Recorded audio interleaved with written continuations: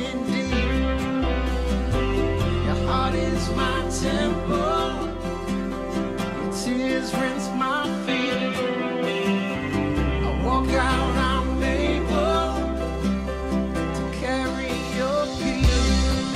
It reminds me of a song that I heard long ago. Maybe I've always known that you were right there. A simple melody playing over and over in my dreams. But somehow out of reach, eluding me until I release.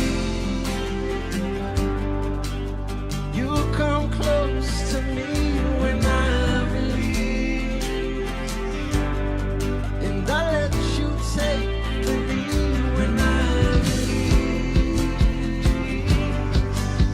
My heart starts to see when I release. When I release, you said, "Come to my garden, eat from my tree, step in my river, let it take you deep. Your heart is my temple, your tears rinse my feet. You walk out, you're able to carry my peace. It's an ancient sound heard from the ones who came before. Now it's here once more to pierce your soul.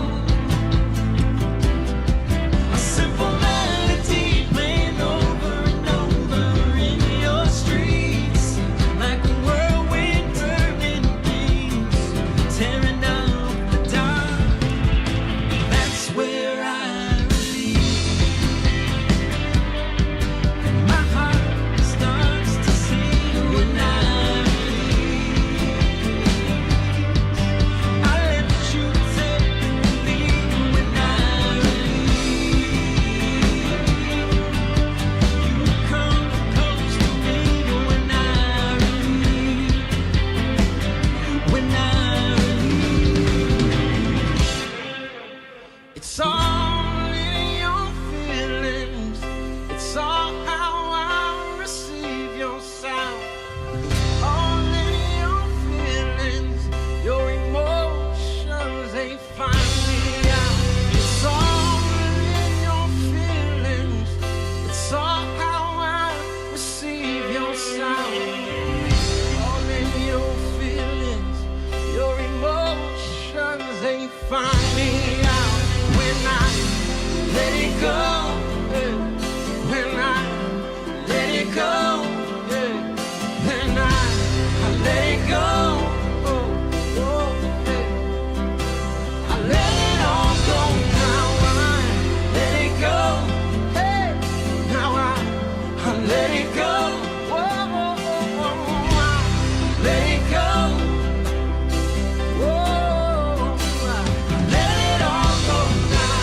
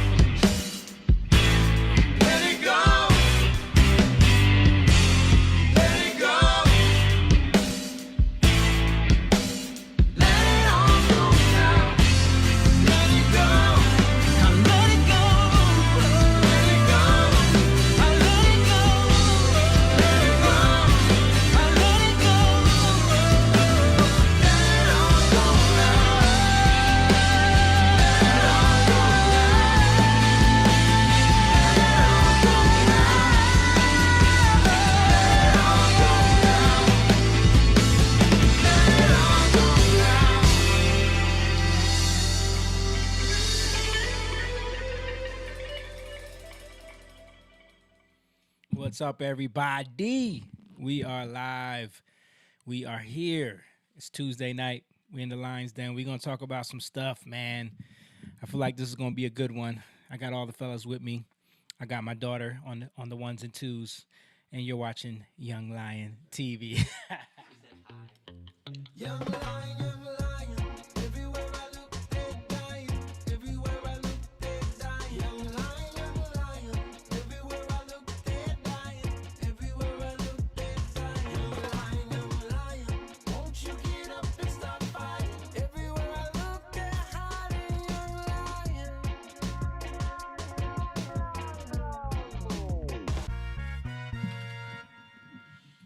Yes, sir. I see a lot of the Young Lions chiming in the chat room. Shout out to all of you. Thank you guys for tuning in.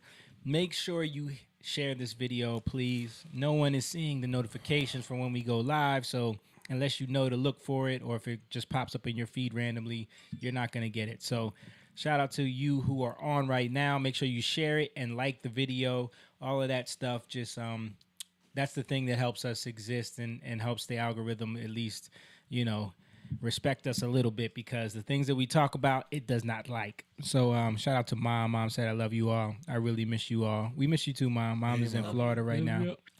Love you. George and Courtney, what's up, y'all? George. Stephanie. Hey, Stephanie. It's been a while. It's been a few episodes, but it's good to see you on here. Listen, all the Patreon members, we appreciate this. This would not be possible without you.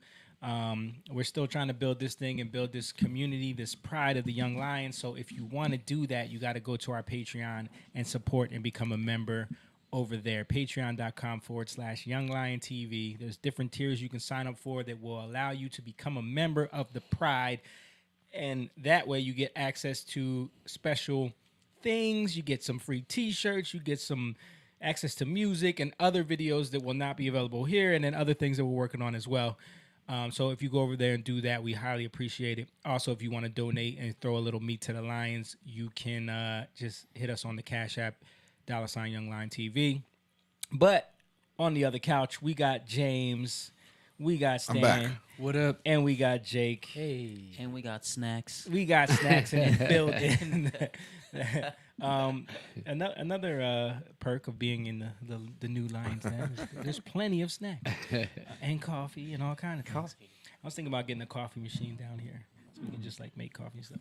But yeah.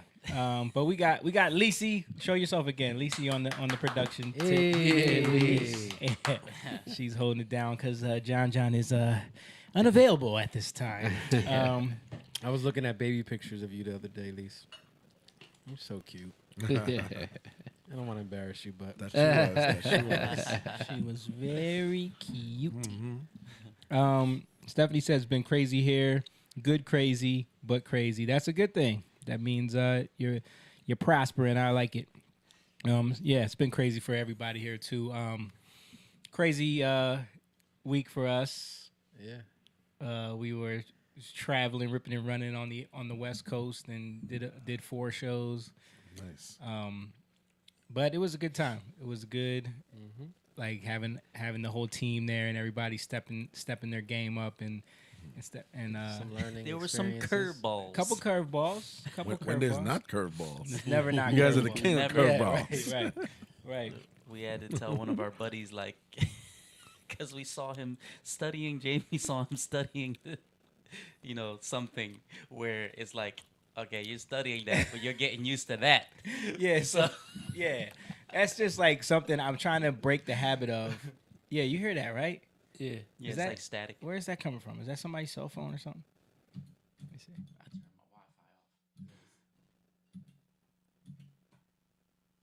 I think it's your cell phone.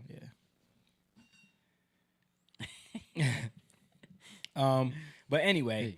so like there, when we do these shows, we try to like be as organized as possible and give people. We're doing 70 to 75 minutes, sometimes longer. So you want to give people an idea of what the order is going to be, so that when you forget, you look down at the piece of paper, and you can refer to that. But there's always the understanding of like, this is just suggested. Like it could change at any moment. Right. So you still got to be on your toes. So don't overly obsess over the order. You know what I mean? Like kind of know, but I'm still going to guide everyone through the show anyway, because if Freddie at the last minute is like, I don't want to do that, I want to do this, you know what I mean? Which is what he did. Right. Like he literally on the one show in San Diego, was it San Diego? No, the first show in Oakland. Yeah. He no, it was San Diego. It was San It was Diego. San Diego. He turns around to me and he's like, "What am I doing next?" And I told him like the song he's supposed to do, and he was like, "I ain't singing that." And then he starts like going into. I immediately could tell because he starts telling a story that sets up the next song. So now I'm like telling them like, "Yo, we not doing that. Boom, we gotta switch to this. So we gotta do it on the fly because it's coming quick at you, you know." In the moment. Yeah, and then the next show that happens, he changes it again, and then the next show he changes it again, and then the next show He he added a changes. song that we Adding had songs that Added a song right haven't before the done show. Yeah, in a while. yeah. Wow. But it's like- you but know, we- dude stepped up Yeah. to the plate and hit every curveball, and it was good, man. It was good. Yeah, learning how to let go of control and just all right, we're gonna get it. We're gonna get through it. We're gonna work it out. That's the thing, because people want it set, and when you mess with their own comfort zone, Yes. it's hard for people. You know, that's where people start getting frustrated and Yeah, start getting little there's revelation in that, attitudes. bro. and that's what happened when he was, because we were backstage and he's asking me, he's showing me his set list. He's like, "Yo, so this is the set list, right?"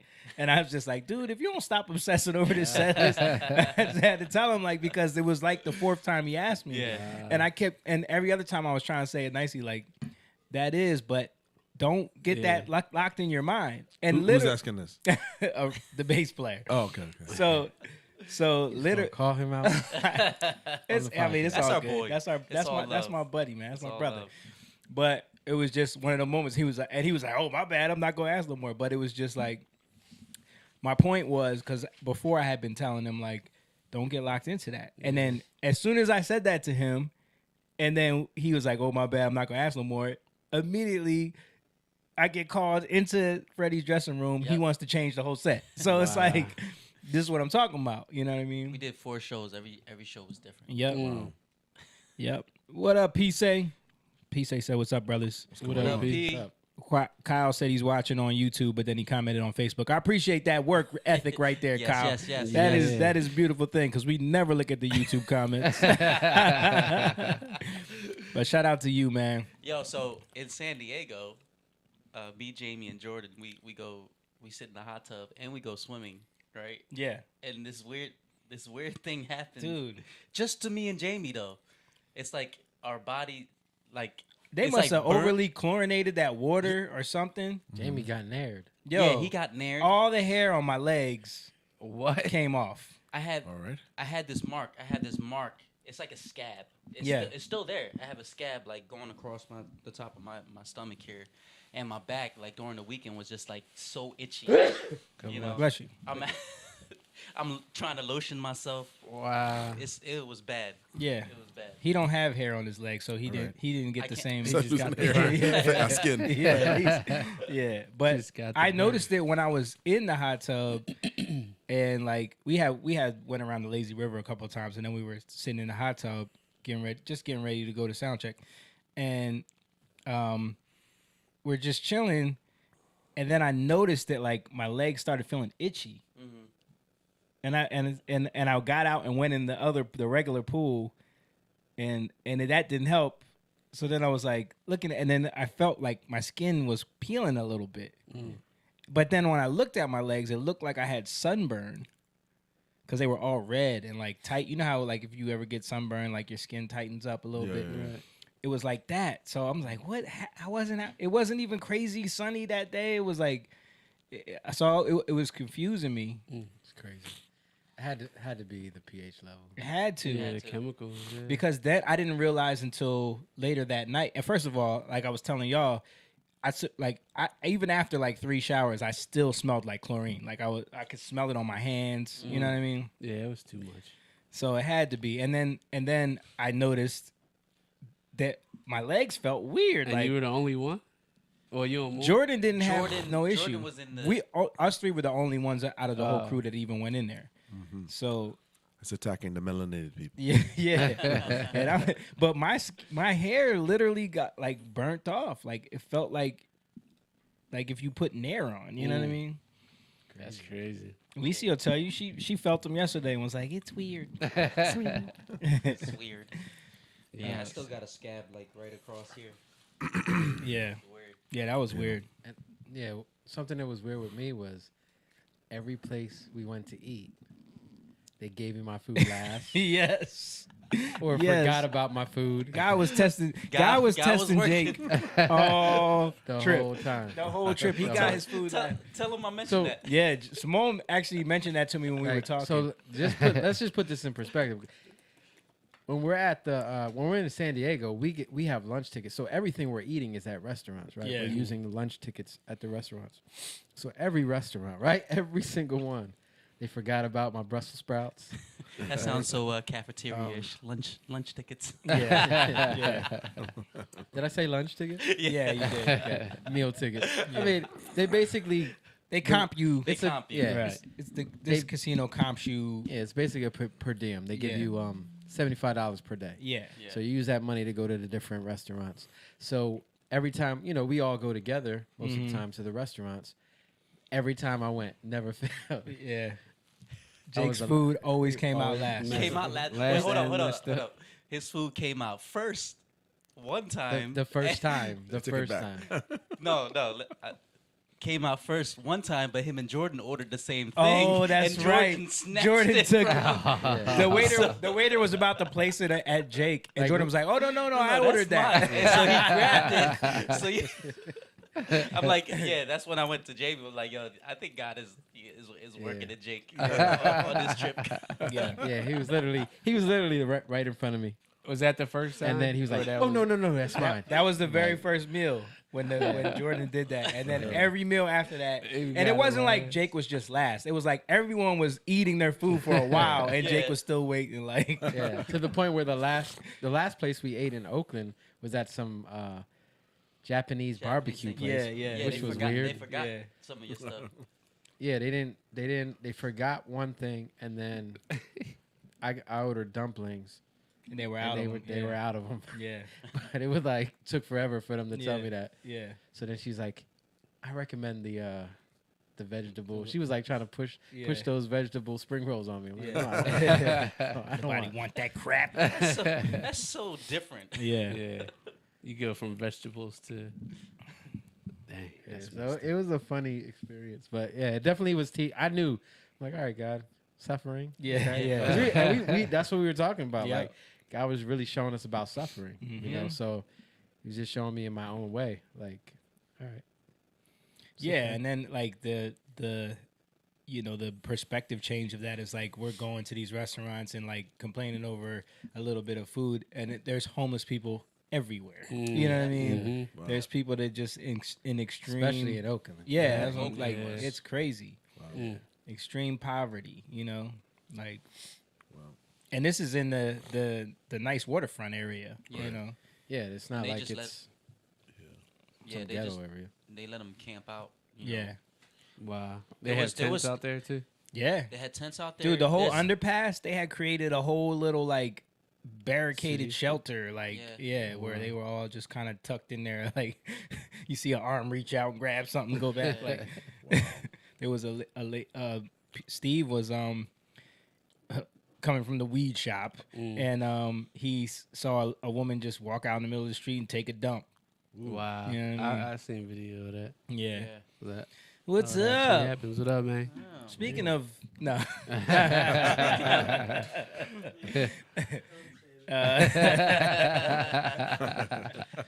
Yeah. So That's one crazy. time we were. Thank you, Lisi. Bye. Thank you. PCs. So yeah, there's a Starbucks that we and that's right there. We always go to, and No, keep that open because it's hot. Yeah. homeless dude is just chilling right there. There's 3 cops that walk in. They're in there to order. They go out. another homeless dude on the other side. He's like, "Hello, officers." Yeah. You know, he's just sleeping out there, Yep. and they're okay with that. Mm-hmm.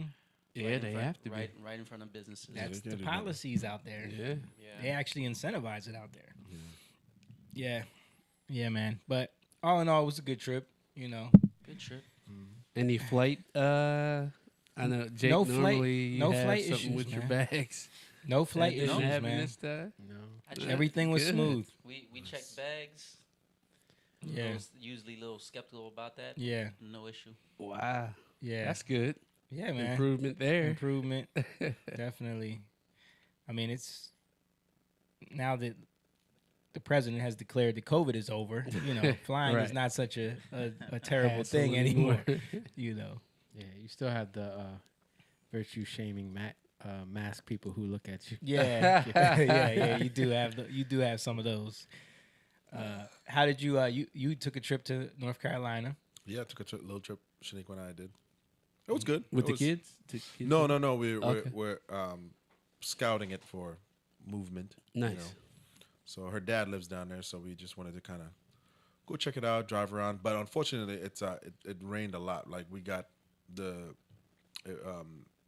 when we got there, the first day was all right, but then like Friday we had a lot of stuff planned. We had seen a couple of houses, but the that Friday it was like raining all day. Yeah. But overall, it was nice. It's a nice city. It's very nice. Where? What city? Charlotte. Charlotte. Okay. Charlotte. Because you were getting like the stuff from the hurricane. Yeah, we were Yeah. getting like the tail end of Ian. Right. But it was nice. It was good. It was spent some time with him, and traveled downtown. Nice city. Yeah, Charlotte is nice. Yeah. We were supposed to go to North Carolina on Saturday, but just found out it was canceled. Oh, okay. This Saturday. Yep. Oh wow. Okay. We're supposed to go to Fayetteville. Okay. Yeah. Dang. I'm just finding this out. Oh, It's on the band. because you don't Oh, I didn't see it. you don't look at the messages. I saw you posted the flight. Ain't that crazy? I posted the flight info for everybody today, Mm-hmm. and then literally an hour later, I got a call that it was canceled. Oh wow. Because of the weather or just? That's what the He's promoter claiming? claims, Yeah. but It's ticket sales. I think it's ticket sales. Right. You Because know. Right. the storm is past there now. Yeah, Yeah. it's done. Yeah. It was pretty much coming to an end when we left. Actually, it was. Yeah. It was rainy. Yeah. Beautiful city though. Easy to get around. Mm-hmm. Definitely. Charlotte's cool. Yeah, it was easy to get around. It's like where we were was like country / suburb. Yeah. The downtown is very nice though, very easy to get to. It's so crazy to live in a city where you don't have to cross a bridge. Yeah. Because New York you got to cross a bridge, Mhm. Jersey you got to cross a bridge. Yeah. Going to Baltimore, Right. Right. So Yeah. it's like We're surrounded by Lots of- rivers and waters, bodies yeah. of water. Yeah. Even Oakland, San Francisco, hmm the bridge connects them. yeah, Yeah. quick flight, only an hour. Oh, that's good. Yeah, man. But it was a good trip all in all. Good trip, all in all. Scott, I mean, the same thing that's happening here is happening everywhere. Is price gouging on homes. Yeah. So, I mean, for people who don't know, I'm a contractor. So when I go in, I don't look at homes with enamorment. I look at it for the overall upkeep of the property, the condition. So down there, the homes are nice, but they're kind of like they cheap out on a lot of things. Like certain things aren't Quality. aren't quality. Yeah. Like there was a lot of like the details aren't there, like real details. Like wow, this is So flip houses, you would call them? a lot of quick touch ups, Yeah. but they're asking big money for it. But when we look up the prices, it was like maybe like 230, but now they want like 4 something. Yeah. Yeah. So it's You like know why? Because they know right now people are everybody's trying to make these moves. Sure. And part of that too is the government hasn't put any regulation on these investment firms that are just buying up all these properties, and they're buying them. I mean, no one can really compete with that amount of money on cash reserve. So it's gonna drive up these home costs like crazy. And they're buying them and holding them. Yeah, exactly. They're just buying them to push the price up, Right, right. because they're not renting them out. Yeah. They're not selling them. They're Right. just buying them and holding them. Yeah, and to give a little perspective, I would say from 2008, being in this industry, I would say we're about 6 million homes off of where we should be. That's a lot. So a lot of builders went out of business. Their kids, obviously, if you just went bankrupt, you're not going to put your kids back into this business. Yeah. So I was telling you, I was like, what I see is this. Because they're promoting a certain type of building, what I'm seeing is this. I'm no longer seeing single home development. If I do, it's McMansions. It's like very big homes in small, maybe like 15 unit development, 20 unit development, but these homes are like on average 500 and above. 500 is at the minimum, and then it goes up from there.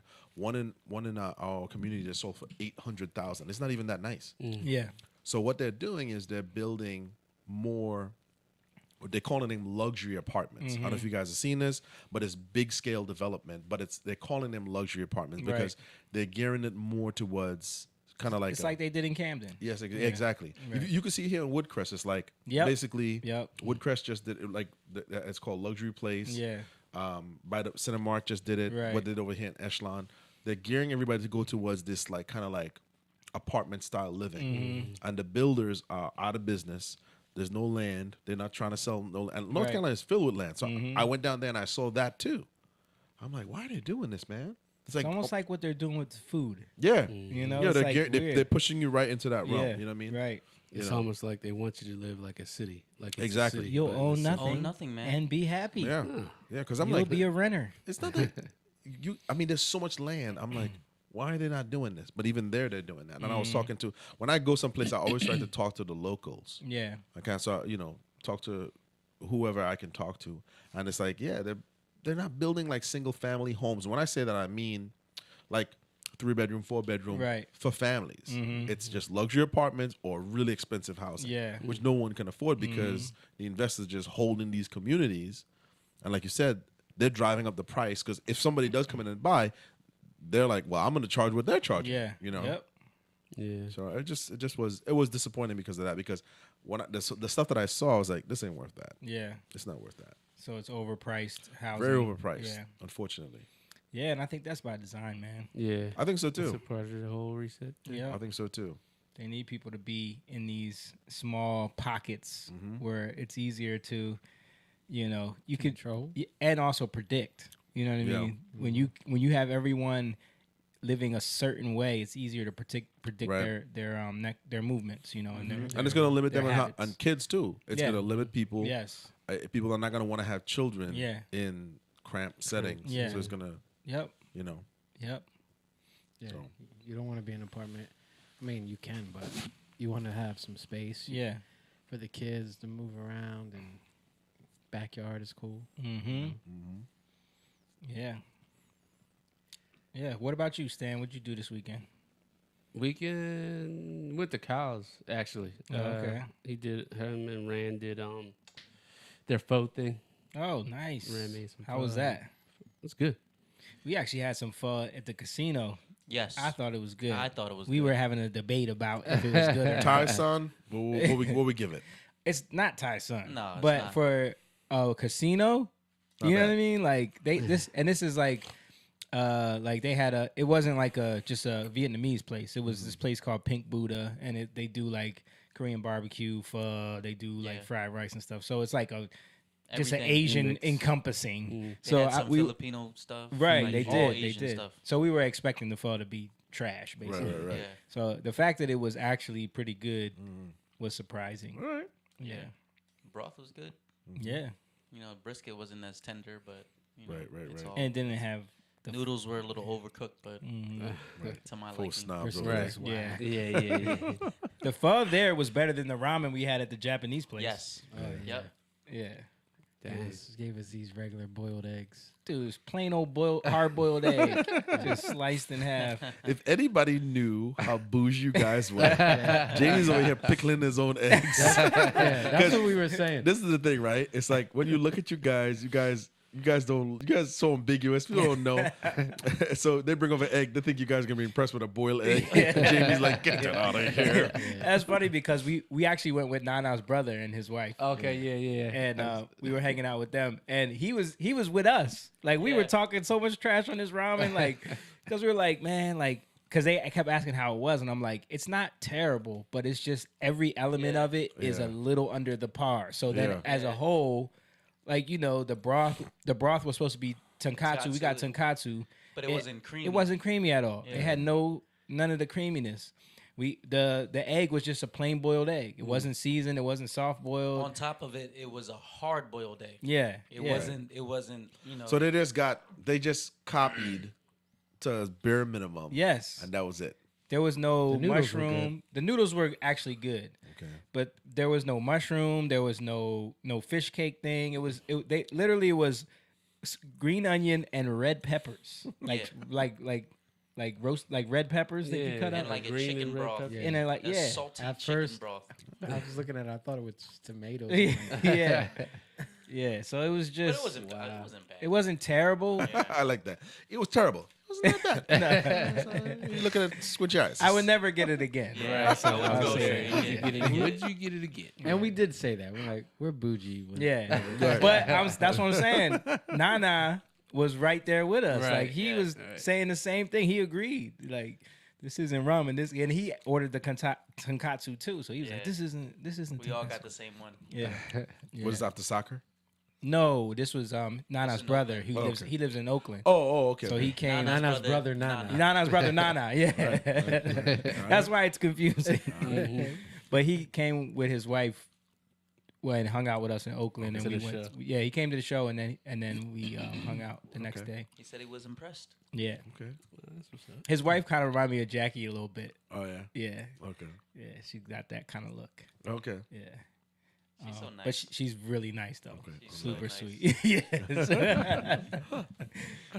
except for For you, Ian, if you're watching. except for when she was ragging on Nana about being a Cowboys and Chicago. Oh, yeah, Chicago she- Bulls fan. Yo, she played him out. Is she into the games and all that? Or who's her team? Or she just No, was she getting just on was him getting on him because she said when she first started dating him, she realized that he was just a front runner. What? You came here when? yeah. She was like, so you like the Cowboys, And then who your was the basketball elite team at the time, and then the Right. Bulls? Right. Okay. Yeah, we started getting a little uncomfortable. Yeah. Yeah, it was funny. But yo, he's so much like Nana, dude. It's funny, bro. Yeah. There are certain mannerisms. Yeah. Yeah. Mannerisms, the way they talk, like, but he has way more of an accent than Nana does. Oh wow. Yeah. But Yeah. he's and, not. He's and, not. and wait, that was funny because I'm talking to Moan, right? Like before we met him. Yes. I didn't even mention this to you. And I'm like, I told Leslie about this. I'm like, Simone, he's probably because he's from there. He's like, he told me when he came. I'm like, oh, so he probably got an accent. He was like, no, I don't really hear that. What I was just gonna say that. What I mean is like he's like, how do I word this? He's not overly like, oh Yeah, like, he's not like their cousin. He's not like their cousin Nana. He's not the They got a crazy- cousin Nana Oh too. yeah, that's right. Remember? The skinny guy. Yes, yeah. Where you can't understand Yeah, him. yeah. Like he's you can But- understand him. Yeah. When I asked you about an accent and the way he explained it, I'm thinking this dude is talking regular. You know what I mean? Like he's got no accent whatsoever. So then when I met him and he's like, oh yeah, he still got It was that. an accent, but he's very intellectual and he speaks. So you saying people who got a hard No. accent? I mean in English. You know what I mean? Like Yeah. they speak well in English. You can tell he's like that. But when you were asking, I'm thinking, the typical what you. I'm just saying. think. I'm just saying the accent. Yeah. Like, does he Like sound? what did you do? No. Like Does the he other sound Nana. American or does he got an accent? Yeah. So that's what I meant. Like, so he probably has an accent. Okay, but that's not what you asked. That's literally what I asked. No, he you. did. He said That's literally what I Does asked he you. have more of an accent than Nana? And you were like, no. That's He what I does. asked. I He thought, does. I thought, Okay. I thought something else. In my brain, I'm thinking, cousin Nana. Yeah. As extreme. Stephanie said, I'm in South Carolina. I can send you some amazingly affordable listings. Just send me a PM, DM, or whatever it's called these days. Yeah. So, South Carolina. South Carolina. All right. Mom said, thank God Jake didn't get in there. She talking about the the hot tub. Oh, Yeah, P said it was bacteria. bacteria. I don't think so, I man. don't know. You don't get burned like Bacteria that. don't eat your hair off your Yeah. legs. Your mom said, "Thank God your beard didn't come off." I didn't go under. She's probably hoping it would have came off. imagine that. Like Jamie comes like, "Yo, I don't understand." Right? Right? Imagine like I'm just splashing around there. And there's a beard. Yeah. Floating away. A whole beard. Oh man. Lawsuit. That would have been I would have had to do something about that. Come against my hair, my leg hairs, but Yeah. Right. Leg hairs, I don't care about that. Yeah. Um, They feel like roaches? You didn't feel no roaches on your legs? President did. Yeah, roaches. I know about roaches. They used to come up to my legs. The hair is blonde in the summertime, so it would come and they would wipe my legs down. And that's how Wipe I know the about legs. roaches. That's how I know about roaches, because it was little black kids. Speaking of him, huh? we know what you're talking about. But I'm sure most people know that Yeah, clip. we mentioned that over here. Yeah, we've showed it multiple times. So speaking of that, let's get into, because dude, they had a rough week this week. Yeah. They had Yeah. last week they had a rough week. I haven't been paying attention. Let's start with the main one where Biden was speaking at this White House conference on hunger, nutrition, and health, and he starts calling out for a senator that had he was calling out her name, like, where is she? Yeah. Jackie, where are you? Yeah. Turns out that she had just passed away, and he made a statement, giving his condolences to the family. So let's watch that real quick. How Hold up. awkward it gets. He gave a statement the same day. Not the same day, but before. She had passed away a month ago, or in August. She passed away in August. Representative Jackie, are you here? Where's Jackie? I didn't think she was going to be here to help make this a reality. Yeah. So he's like, I didn't think she was going to be here. yeah, yeah, Yeah, she's dead. right. And then And you put a statement out about her death. so that went crazy because people, like, even Democratic, like even leftist outlets were saying, like, yo, what's going on with Biden? yeah, Like, Finally? because like, dude, that's just horrible. Yeah.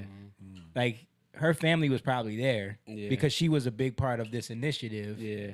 And then- she died in a car accident, so it was like a tragic death. And he was gonna bring the family to the White House. yes, you know? right. And right after this, they were gonna do a little video honoring her because she passed away. And he sits there and says, "Where is she? Is she here? Where is she?" Yeah. You know what I mean? Like, Like, you can't spin it because he said I didn't think she was gonna be here. oh, you can't spin it. Oh. I mean, she tried. Oh, this is called gaslighting. Right now. yeah, oh, you saw this? Yeah, You is saw called this? gaslighting. Watch the spin. Watch the spin on this one, Mom. Here comes the cleanup crew. Final one. What happened in the hunger event today? The president appeared to look around the room for an audience member, a member of Congress who passed away last month. He seemed to indicate she might be in the room. What happened there? So the president was, as you all know, you guys were watching today's event, a very important event on food insecurity. The president was naming the congressional champions on this issue and was acknowledging her incredible work. He had already planned to welcome. He was acknowledging her incredible work, She's not looking up dude. the whole time. All her whole Her body body language, yeah. is showing you. Yeah. Just what She, the truth first of all, this is a terrible job to have. I just gotta say that because it's like, is. Yeah.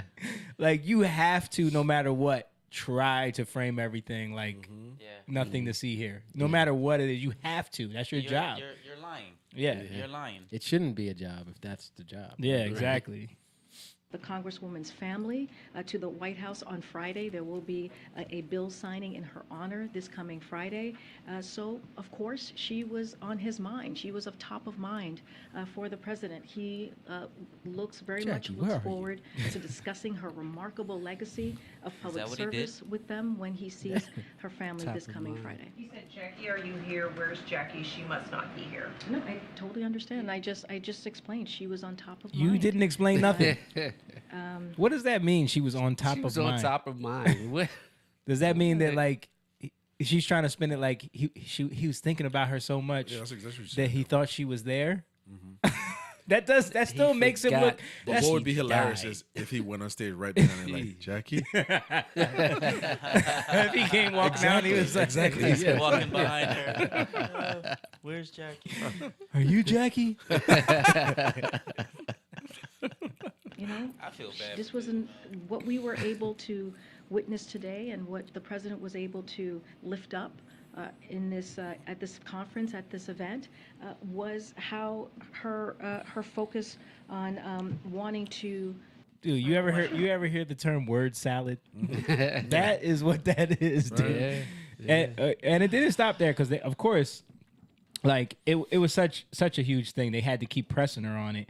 And I think this was like a leftist that was asking. I think that she's living and in the room. I don't find that confusing. I mean, I think many people can speak to sometimes when you have someone top of mind, they're a top of mind, exactly that. And it is also, if you put it into the context, it's not like it happened outside of context, right? It happened at an event where we were calling out the champions, congressional champions in particular, of this issue, this important issue when it comes to food insecurity, something that this administration has led on from the beginning of this administration, not just across the country, but also globally. You heard him talk about food insecurity last week at the UN and the investments that we have put forward. This is the spin where you can just move it back to what the United States of topic America, was. and helping deal with that. Look, he was at an event you all saw, you all watched, which is why you're asking the question, right? Where he was calling out again congressional leaders, a bipartisan leadership that we have seen on this particular issue, and again, he's going to see her family in just 2 days. And she was on top of mind. I mean, that is not an unusual scenario there. Yes, it is unusual. John Lennon top of mind just about every day, but I'm not looking around for him anywhere. When you sign a bill for John Lennon as president, then we can have this conversation. Okay, go ahead. Go ahead. Go ahead. These moments of Go ahead. confusion are happening with Go the race. Go ahead. Excuse me, Americans are watching this and are having concerns. What do you That's think? the first time I ever saw the press room do that to her. Right. Push back. on Where they're like, things. where is the president cognitively? Why is he messing? Why is he having trouble? Like, and she's trying to move on. Like, this is the first time I saw that happen. It's like telling your kids they're Santa Claus and trying to do like I've seen people like put snow footprints Yep. on carpets and, Yep. and then they're doing all this and then they see the parents putting the gifts under the tree and they're like, and then you gotta explain you yourself. gotta explain it. And Yeah. it's like, but I saw you. Yeah, You know what I mean? you're right. No, that's you not what you didn't. No, said. That's not you're what you saw. dreaming right now. Go back to bed. This is all a dream. That's basically what they want to do. They wish they could do that to Yeah, us with the right. news. You're not seeing this right now. Then he was talking in Puerto Rico. Did you guys see this? Yeah. You didn't see this? Nope. So he's in Puerto Rico and he starts talking about. Oh, Donnie said it is out of hand now. Come on, even Donnie's gonna What up, acknowledge it. Come on, baby, let's go. Come on. Now people want to wake up and see the roses. So in this clip, it's funny because he was in Puerto Rico and he says. Smell the roses, by the way. Yeah, I know. He said, I grew up in the Puerto Rican community. Yeah. Yeah. Politically. Yeah. And then he says politically. Like, what does that mean? Right. Was you watching Jill the whole time? You gotta watch. Jill. Yeah, yo, Jill's face when he says that Like, is hilarious. I'm gonna have But to someone did a jump over mashup here. of him and her messing up with Spanish people like multiple times. So that's what I had here because it's funny as heck. But yeah, watch her face when he says this. I was sort of raised in the Puerto Rican community at home. So say it with me. She was like, Yo, dude. And then about to grab the if you mic. keep watching it, she just goes like she's like, what? Let's watch it again. Was sort of raised in the Puerto Rican community at home. So say it with me. Si se puede. Si se puede. What's she trying to say? What's she trying to say? I think she was trying to say si se puede. yeah, I was like, si se puede. Si se puede. Did she say something about the Bruh. burritos too? Bro, that's coming. That's coming. Oh. So this is Biden. And as unique as the breakfast tacos here in San Antonio. She said the people here are as unique as the breakfast tacos. Here in San Yo, that's so racist. And then that was mashed up on. to Biden dancing. Remember Biden dancing to Despacito in front of the Spanish yeah. congressional? Yes. It's like, I just have one thing to say. And he goes, Despacito. Yeah, That was before the election, right? Yeah, that was one of the cringiest things ever. People. Yeah.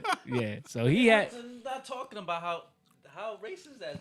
Oh, and then someone did this because of You say your all of mental that. focus is. Oh, it's focused. I think it's. I haven't. Look, I have trouble even saying to myself, my own head, the number of years. I no more think of myself as being as old as I am than fly. I no more I mean, it's just not. I haven't observed anything in terms of. There's not things I don't do now that I did before, whether it's physical or mental or anything else. You say. Dude, we played that before on here, but seeing it with the subtitles, it just drives it home even more. That was a crazy exchange right there. That was his answer He's to just a body now. That was his answer to "Are you mentally fit?" Yeah. That was his answer. Yeah. Like, dude, I'm telling you, man. Like, What does that emoji mean? it means you're melting.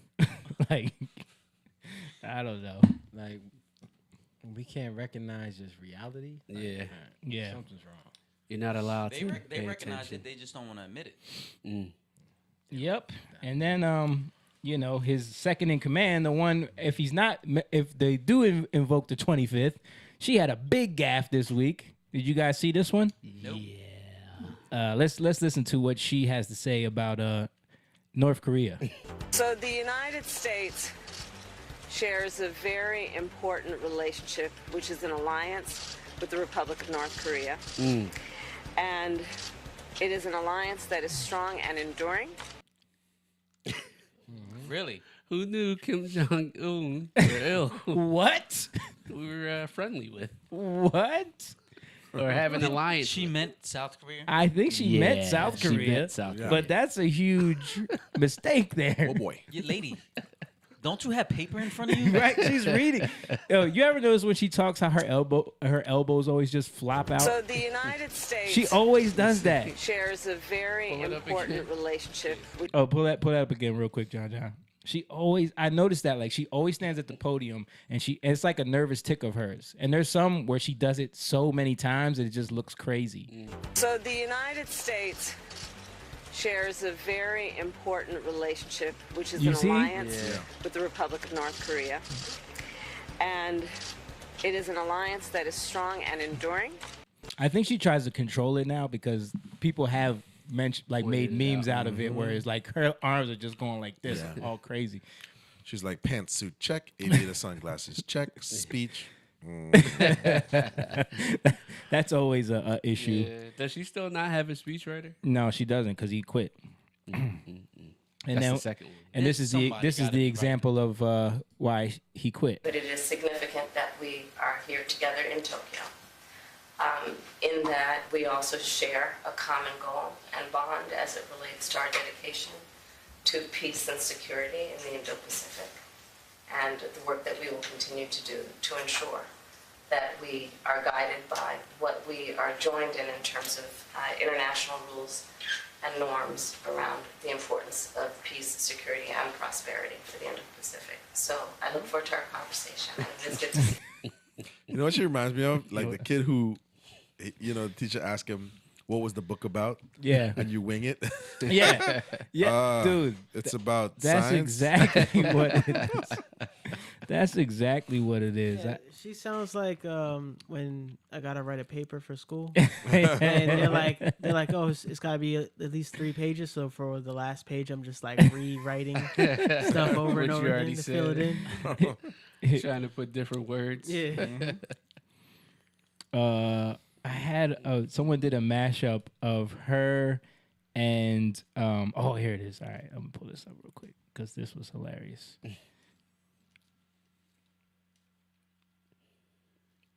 Americans, words have many meanings, and sometimes instead of conveying our meaning, they can suggest other meanings. When we talk about the children of the community, they are children of the community. Well, we are the United States of America because we are united. And we are states. Talking about the significance of the passage of time, right? The significance of the passage of time.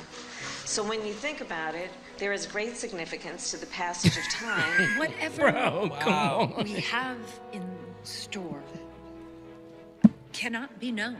The past was once the future. The future is, I should say, unknown. We got to take this stuff seriously as you are, because you have been forced to have to take it seriously. Obesity is a serious disease, and it needs to be taken seriously. You need to get to go and need to be able to get where you need to go to do the work and get home. I hope that clarifies the issue, and this can be the last word on those words. Certain issues are just settled. Clearly, we're not. No, that's right, and that's why I do believe that we are living, sadly, in real unsettled times. Yo, this can't, bro. It's like a. So It's a show. That is a clip from a show where a woman is parroting a bad politician. Yeah, Veep. Julia Louis-Dreyfus. Yeah. Right. Wasn't right. it called Veep? Yes. Yeah. So, And- so that happened before Kamala. Yes. That Yeah. show happened Yes. before Kamala. Yes. So It was from a supposed. She few was. years She was ago. doing a parody of a bad political speaker. You know what I mean? Like someone who's just basically just up there bullshitting. You know what I mean? So it's like it's crazy that like It's real like- life. it's real, bro. It's real. And then Please one of the top Democratic leaders. Steve says she's silly. She is. Hans. This one had a huge backlash after what she said here. And they were, I think, drunk Nancy was trending or something. Did you guys hear what she said about the immigrants that they Yes, the farmers. that DeSantis sent to? She had something to say about why are they doing this? You know, because they're needed. They have a role. The fact is that we have a responsibility to secure our border. We also have a responsibility to recognize the importance of newcomers to our nation. Right now, the best thing that we can do for our economy is to have comprehensive immigration reform. We have a shortage of workers in our country, and you see even in Florida, some of the farmers and the growers saying, why are you shipping these immigrants up north? We need them to pick the crops down here. I actually went and read the comments because I grew up doing that stuff, and I've told you guys before, that's cheap labor. Yeah. That's cheap labor. They Exactly. use these people. We know that. I was picking blueberries. That's why that's why it's offensive. Yeah. Like That's what yo, she imagine DeSantis said that same thing. Yeah. We're not gonna send these people. We need them to pick the bro. Yo, the way They're she's telling talking, on themselves. The way she's talking sound like. I'm gonna say this because I witnessed this from Amber's family. I'm not gonna say it specifically here, but it sounds like her dentures aren't sitting right in her mouth. That's what I think. That's why she always sounds drunk because her dentures ain't sitting right. Or she's just drunk. She has to talk like this. Yeah, yeah. But we gotta have term limits, man. Yeah. bro, We have to have it, man. There's why are she's 80 something, right? Yeah, she's in her 80s. Feinstein. She's third in charge, right? Yeah, she's the third. We just watched 1, 2, and 3 right there. 1, 2, We and just 3. we just watched 1, 2, and 3. Yeah. And people want to talk about how we don't need to care about policy. We don't need to pay attention to that stuff. Like, yeah. Term limits. Yeah, term limits. You gotta have it. They were saying that that generation, the baby boomer generation, doesn't want to like that. They don't want to let go of the power. They don't want to let go. Well, it's not just the power. It's what they've been able to do with the political career. They've become millionaires and set up their generations for generations in terms of wealth. You know, they're passing all that on, so they're not gonna let that go. Right. You Not know? Easily, anyway. Yeah. So that's why. But Donnie that's why said, you have to "Okay, pay now attention. enough. Leave him alone." Oh man. My mom said, "Yes, si se puede. Yes, you can." Yeah, that's what she was trying to say. Failed on that one. What'd she say? Si se puede. Puede. Right. Bro, they were like, "We're just gonna give you 3 words. It's very simple. That's all you gotta remember. 3 words in Spanish. Can you hold that together, Dr. Biden?" Oh man, The View did that one time too. And she knows what she's doing. They're like, actually, she's not a doctor. She's a doctor of education. Oh no, that was Whoopi. That was Whoopi? saying she should be the Surgeon General. Yes, it was Whoopi. she's a fantastic doctor. She is a fantastic doctor. And they're like, I don't think she's. They were like trying. They were trying to. Marge Simpson's sister. Yeah, I know. That's what she sounds like to me. And they were trying to stop her. They're like, wait, I don't think she's really a. No, oh no, she's a fantastic doctor. Yeah, they were trying to save her. Yeah, She wouldn't take it. yeah. I don't know if they ever came out and corrected themselves on that one. Speaking of The View. Oh, boy. Speaking of The View, that's a great segue. They didn't get canceled yet? Well, my mom is in Florida right now. They just got devastated by that hurricane. Yeah. Ian, you know. Thank your cousin for that one. On the West Coast. On the West Coast of Florida. It's mainly Fort Myers region got hit the worst. Yeah. And all the projections were going to be Tampa Bay. It was supposed to be Tampa Bay. Right. It turned away. And my mom went out there and prayed and dodged that thing like Neo from the Matrix. Shout out to them over there in the Fort Lauderdale area. But of course, everyone's going to politicize this thing. So Of course. Here's this clip of them trying to come at the governor there. Because, of course, this is what he gets. Right? This is the quote from Governor DeSantis about climate change. Quote, "I am not in the pews of the church of the global warming leftists." This is what he thinks. Yo, why is she so mad? She's always so That's mad. that's her character. That's her role. But she's like detests Yeah. these people. She Like represents Karen. I mean, when Yeah. you're talking about something that is theory yeah, and it's not proven, right. then he's calling it what it is. Like, it's faith. I You mean, gotta there- have faith to believe in global warming. There's another clip. There's another clip of Don Lemon talking to a meteorologist or a climate specialist or something, and they were Yeah, talking about the hurricane, and he says like, "Oh, this is because of climate change," and the guy was like, "No, it's not." You know what I mean? And he's like, "Well, I don't remember hurricanes this bad," you know. Yeah, just spin it. It's happened Okay, for a long so time. now you're the expert. Now you're the expert, right? Right. But let's see where her rant goes. About climate change, and now his state is getting hit with one of the worst hurricanes that they will ever see. Perhaps he. So maybe if he just believed in it, this wouldn't be happening. Right. Like, what is the logic there? Yeah, that lines up. Believe in climate change so a hurricane doesn't hit you. So people are trying to politicize this thing, of course. That's what happens. But in real life, what's happening over there is this clip went viral because this this I dude, seen this dude. and there's a little bit of language in here because this is a dude from the hood. You know what I mean? And this is funny though. That shit about DeSantis, but that gas is here in Arcadia. Now, I don't know about the rest of y'all, but it's here in Arcadia. So y'all know who we vote for. I don't know about the rest of you motherfuckers, but I'm voting for DeSantis. DeSantis. And I'm a Democrat. And I'm a Democrat. I'm sorry, man. I'm voting for DeSantis, boy, because that's what's really happening on the ground. People are appreciating that he went right to work. He's not politicizing this thing. He's not trying to use it. He said, "Look, I work with whoever. I just want to make sure these people get help." He's got trucks coming in there, gas. This dude talks about it right here. Hey, where's Gillum? It's a true passion. Last seen in a hotel. I love to help people and serve, and especially when something hits so close to home. I've been doing disaster relief for well over a decade. Everywhere from Haiti to Malawi, across Texas during Harvey, and so I do have some experience. But this one is unique. It's different to see so much flooding and so much water come up on people, even days after the surge. And so it's ridiculous when I start hearing people questioning Governor DeSantis' decision making, because a lot of this stuff happened after the surge, and there's no way to predict that. And so, and they, like you said, they predicted it was going to hit a certain area, and it totally changed at the last second. Yep. And I've been there on the ground since right after this storm.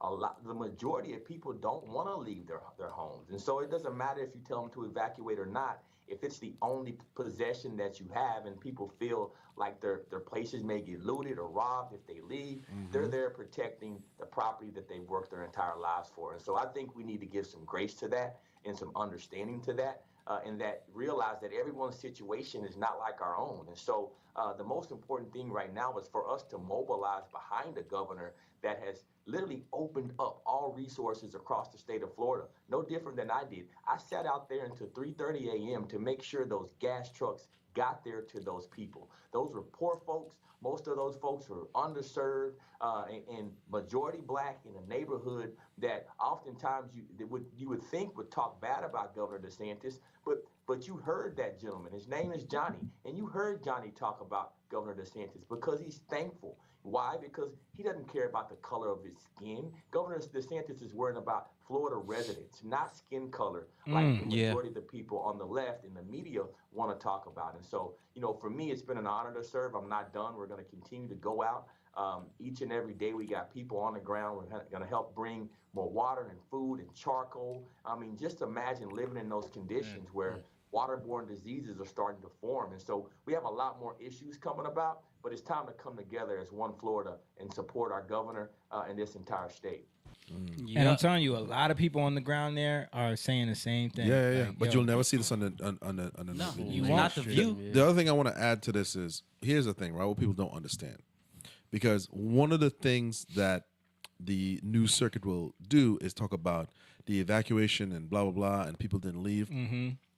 Because they don't understand that once you make that declaration, the highways are a trash. Yep. If you're elderly or if you have children, what are you going to do in a car when these roads are backed up? I'm talking, you can't even move. Right. You have kids. I have a baby. You're running out of gas.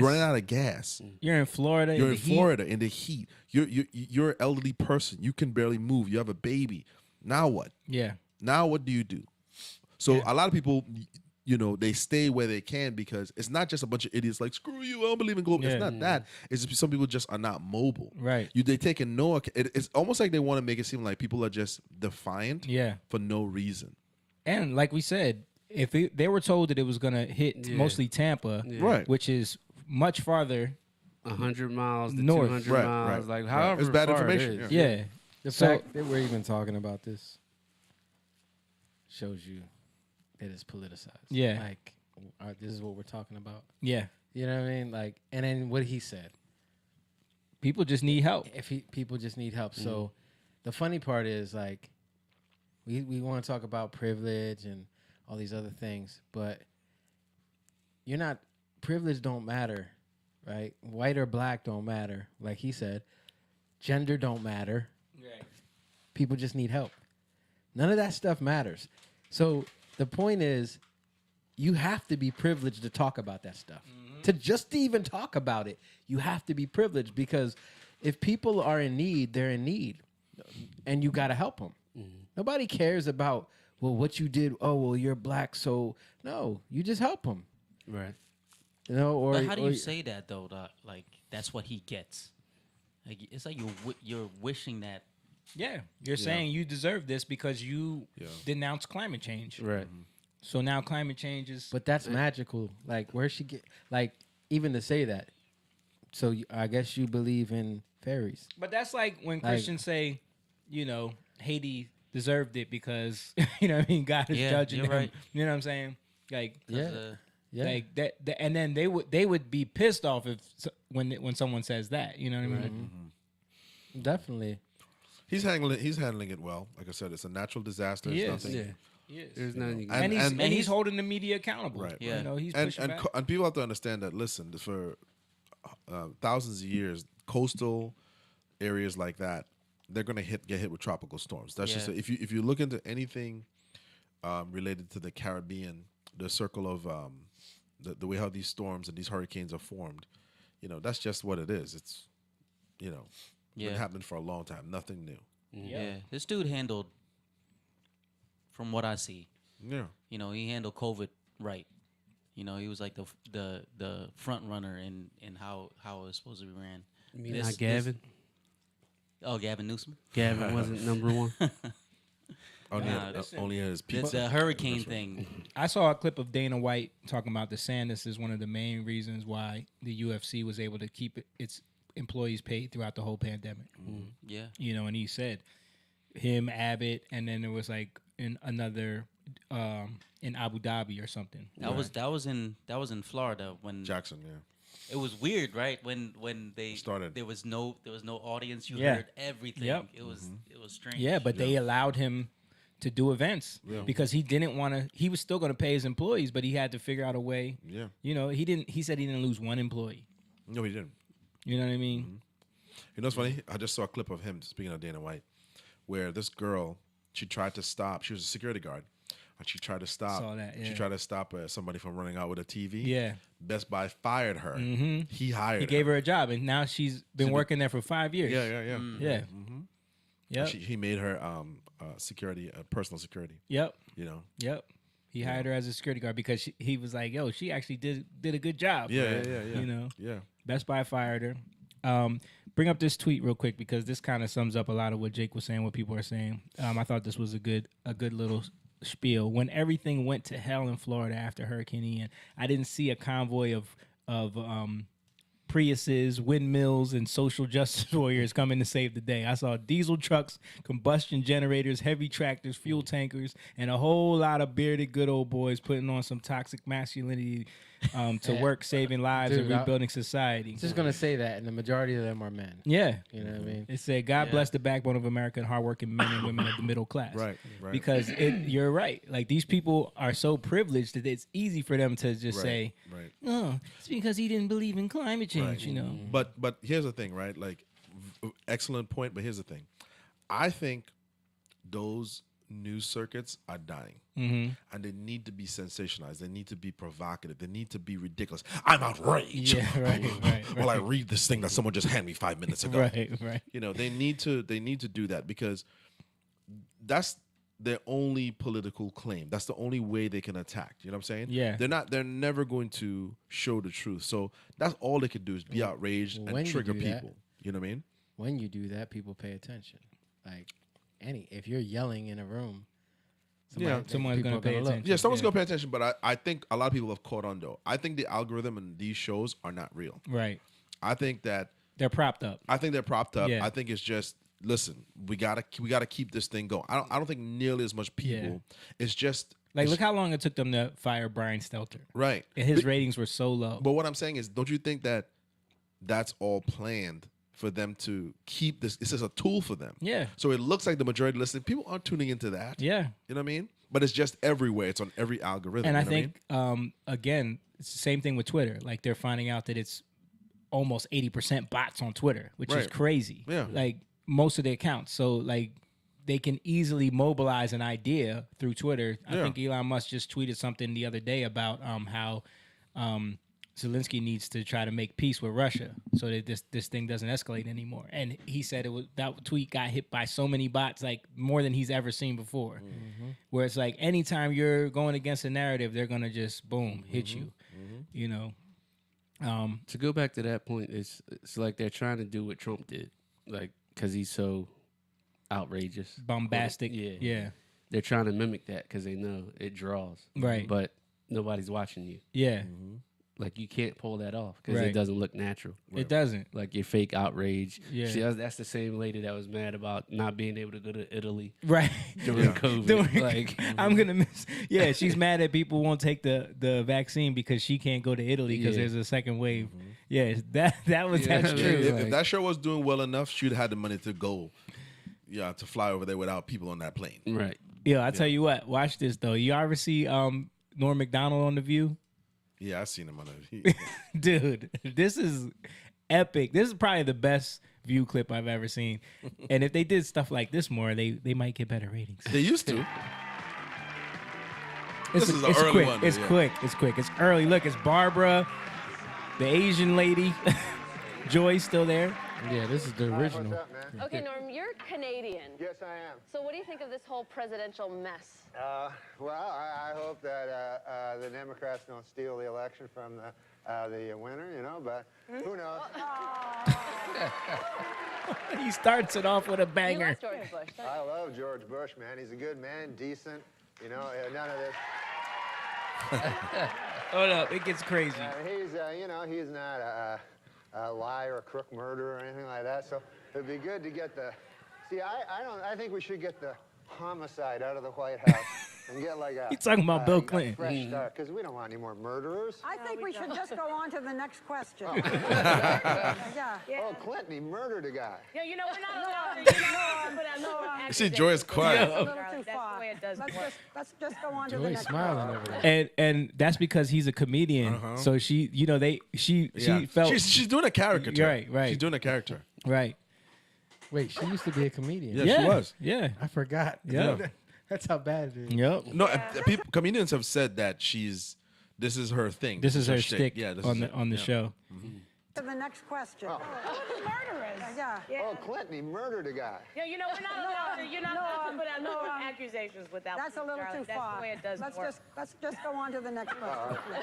Yeah. This is not my week. What can I tell you? Oh, it's not mine either, and I'm being very nice, okay? Be a good boy. Now, Norm. Do you never hear that? No.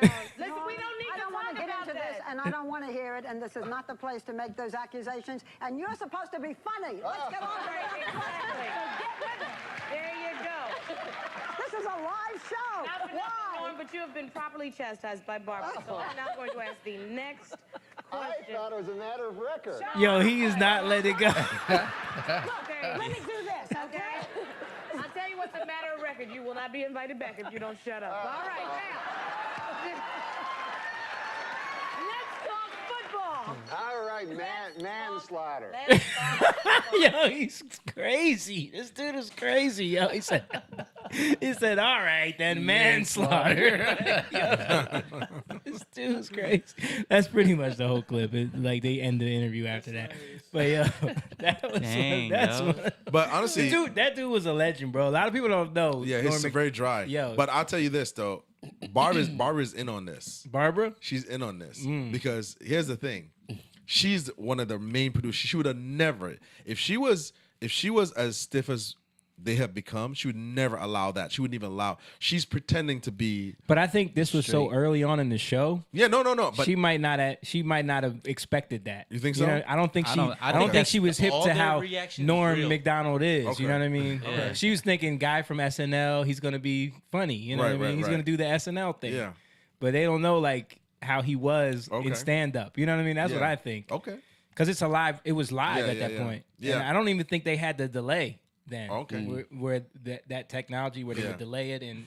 Well, was he ever back on the show? I think he did come back Yeah, on, yeah. and he did the same type of thing. Like I remember, but I thought that was hilarious because one view clip to the next. All right, what else we got? Move on to like some stuff because we ain't gonna get to nothing. Did you see Kamala? How you say it? Kamala? Kamala. Trying to Kamala. bought out the whole equity thing with the relief for Florida. She She was trying to. Yeah, I did see that. Say it needs to be equitable and. Right. Yeah, we have equality, but we got to make sure it's equitable. Yeah. wink, wink to the World Economic Forum. Yeah, I saw that. Y'all see Kanye did a fashion shoot with the White Lives Matter shirt Yeah, on? yeah. He put out a tweet that said, or a thread, Black Lives Matter is over. It was a scam. Yeah, something like that. yeah. That's what he said. He said everybody knows that Black Lives Matter was a scam at this point. Mm-hmm. You know what I mean? Yeah. Not everybody. I know, not everybody. I still see those signs. People don't want to. They don't want to believe it. That's all. Dude, they're suing one of the like executives for stealing money. Yeah. Oh yeah. Who's they? One of a bunch of the people that work there. Yeah. Yeah. I mean, it's And pretty then the much known now. families too. Yeah, the families too, but Yeah, a lot of the families are suing them. yeah. I'm waiting for that documentary to come out with Candace. Oh, where's that coming out on Daily Wire? Yeah, they promoted that for a long time. All right, let me Just check don't know. some comments. Paul said, "No young lion bots. We're all live on here." That's right. Mom said Trump files $475 million defamation lawsuit against CNN. Yes, he did. I don't think that's going to go anywhere though, because he's filing the lawsuit based off of the big lie thing. You know, saying that they're trying to compare him to Hitler. But I don't know if that's going to go anywhere. All right, so I wanted to talk a little bit. We were talking about this earlier. The Dahmer Netflix series has been a big stir lately. Have y'all seen any of it? I didn't see any of it. Okay, so the three of you haven't watched it, just me and you. Oh. Yeah. But you guys pretty much, we grew up in that era. We kind of know. Yeah, we know what happened. Have you watched it, John? Okay. Are you familiar with the Jeffrey Dahmer story? Of course. Okay. I didn't know if you were like familiar or just like heard of it. I knew he killed people, but I didn't know it was all men, right? And Yeah. predominantly black men. Yeah. Yeah. Like Yeah. not yeah. Most of But not them. because he's racist. Yeah. I did see like the commercial part. Now that's something that we were talking about earlier because that is something that you see certain people trying to lean into that it's like a racist element to why he was murdering these people. But I think he did come out and say that has nothing to do with it. But you were saying that you think it's more of a fetish thing. I think so. Yeah. Because he did kill a bunch of white people too. Yeah, 7. Yeah. Well, only yeah. 7? No. No, I think 6 and That's one was just the Asian. white men, right? Yeah. I think that the Asian guy was lumped in with the black minorities. guys? Oh, Yeah, the Asian yeah, guys with the black There you guys. go. yeah. He didn't discriminate. Were there any Indians? No. No, because he was in Milwaukee. He was, and there were not too many Indians Not over there there yet. Yeah. Hold up. Maybe now, not in the '90s. Not in the '90s. Yeah, maybe. Maybe. Muslim. Yeah. And Well, he he started when he was 18. And he was in a predominantly black neighborhood. You know. He moved to. Yeah. Yeah. But I think a lot of what happened to Jeffrey with the Jeffrey Dahmer thing, like learning the whole story, and I watched interviews before. I don't know if y'all feel like this too, but it speaks to a lot of issues in society right now that we're talking about. Like because you see that the reason why he got away with it so long was because the police were very lackluster about pursuing this guy. Yeah. He was very unassuming, you know what I mean? He came from a background where He would be considered an incel type, right? yeah. Today he would be considered like an incel. Yeah. But his parents, he came from a 2-parent home, even though they got divorced when he was 18. Right. But he grew up with both his parents, even though there was trauma there, I guess. Yeah. I mean, I particularly wasn't interested in it. I wasn't here in the United States when this happened. Yeah. I came in 1995. But Liz told me you guys watched it, and so Shaniqua and I were like, we'll watch it, and it did draw you in. Number one, that the kid that Evan Peters that did the job, all of them were excellent, right? But they did a great job. Yeah. They did a great job. Some of it is embellished truth because some of the people that were involved didn't want to be portrayed, so they had to kind of lump in some things. Of course. You know. But most of it was pretty factual. Yeah, it was. It was pretty factual. Yeah. You know, with all that said, like you and I were talking about it today, man. The police had so many chances to get him. I mean, this is like almost getting him. And I mean, they did get him when he molested the 13-year-old boy. Yeah. Who ended up being the brother of the 14-year-old boy that they found. Yes. I don't know if you guys know about this story. So there was a Laotian family that lived in that neighborhood, and the one son he got arrested for molesting when he was 13. He drugged him and molested him. Yeah. But he was one that escaped too. Like he woke up and got out of there before he killed him. Yeah. This is his grandma's. Yeah. Where his grandma lived. Yeah. Mm-hmm. So he got out of there, and then Jeffrey got arrested and had to go to trial and everything, and got convicted of sexual assault on a minor and all that. But then the judge went light on him. You know what I mean? Mm-hmm. Even after he already had been arrested for indecent exposure, exposing himself to people in the public. He had been kicked out of the services by then. Yeah. And then once he was moved out on his own, he runs into the other brother. Yeah, and the brother wasn't gay. The brother was a young kid. He was 14. Yeah, and he just wanted to buy beer. Was denied the beer. He offered to buy the beer. Yeah, and he said, "But you got to come back and drink it with me." Yeah, yeah. And then when he got to his house, he drugged him, and then like he had this weird obsession with trying to make he wanted to make his victims into like zombies. Yeah. For some reason. Yeah. So he drugged him, drilled a hole in his head while he was still alive, and poured some sort of like acid in his head. So after that happened, the boy ends up coming to somehow and escaping while Jeffrey left. And then the neighbor, her daughters. It was in the real story.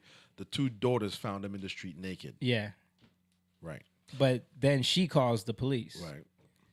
And matter of fact, I have the 911 call.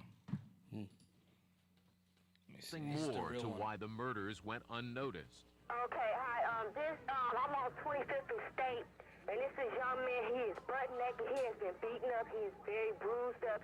He can't stand. He's study fall out. He is butt naked. He has no clothes on. He was really hurt. And I ain't got no quarter on him. I just seen him, and he needs some help. Where is he at? On 25th and State, the corner of 25th and State. He's just on the corner of the street? Yeah, he in the middle of the street. He fell out. We trying to help him. Some people trying to help him. Okay, and he's unconscious right now? He getting him up. He is bruised up. Somebody must have jumped on him and stripped him or whatever. The call is about this young man, Conorak Synthesin phone. The voice is that of a neighbor, Glenda Cleveland, who spotted the young man trying to escape Dahmer's apartment. Dahmer had already tried to perform his crude sex zombie experiment on the 14-year-old, drilling a hole in his head and pouring in acid. Drugged, bleeding, dazed, the young man had somehow managed to get away from Dahmer and yell for help.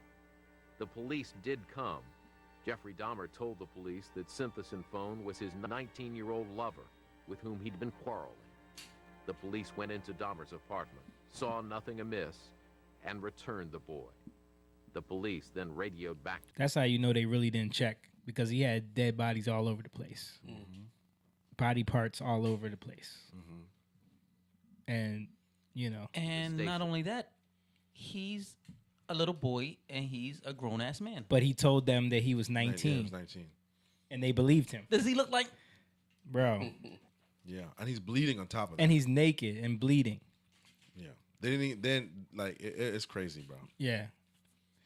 Joking about now watch this. Watch the police talking to dispatch on the way back. Scene. The intoxicated Asian naked male was returned to his sober boyfriend. My partner's gonna get deloused at the station. A month later, when My partner's gonna get deloused at the station. You know what that means? Deloused. Yeah. What do they mean by that? It means He's- when someone he's has from that- lice. Yeah. When someone has lice, you have to delouse them. So he's because it's a joke game. Laotian boy. You know what I mean? He's trying to say, oh, I might have lice now because I was over there with two homosexuals. You know what I mean? So again, they made light of the situation, which they returned him, and then immediately that night is when he killed the boy. Yeah, he killed him that night. So, I mean, and then come to find out that both of these officers, after, it wasn't until like after this became a huge story and the public found out about it and the news was all over it, that they fired these two officers. The mayor came in and made them fire these two officers. Yeah. But then the unions got involved. The unions got involved. They did a whole investigation. They reinstated them, gave them $50,000 in back pay. Yeah. And then the one Officer dude of the year. that wasn't true. No. But the one dude ended up being the president of the police union. And the other dude ended up going to another department and becoming a chief there. Yeah. So they did get promotions. Yeah. You know what I mean? Yeah. Which, you know, is another issue in these cities is the policing. You know what I mean? Yeah. You see, this is something that people have a problem with now, you Right. know. But then it became this whole racial element because they were saying like the only reason why they didn't care is because these were mostly gay black men, especially in Milwaukee. I think like all the white dudes he killed were from his hometown. Yeah. Where he grew up. Yeah. Yeah. So, but yeah, the show did a good job of like telling that story. Yeah. I'm going into his backstory to see how it began. You know, he came from a home where his mom had I think she had schizophrenia, right? Yeah. And she consumed a lot of pills. Even during his birth, she was taking a lot of tons of of prescription medications. She was very depressed all the time, and she just was always in according to the report, she was always like in bed, sleeping, very irritable. Yeah. The dad was working on his PhD at the time, was very busy, so he was alone. He was very withdrawn. Yeah. You know, when he was 4, he had a double hernia surgery. Yeah. And thought that there may have been some sort of dysfunction in him. He asked his dad if they cut his penis off. Right. You know? Right. And his dad, crazy, out of everything to do with your kid, his dad decides to take him fishing. Started fishing.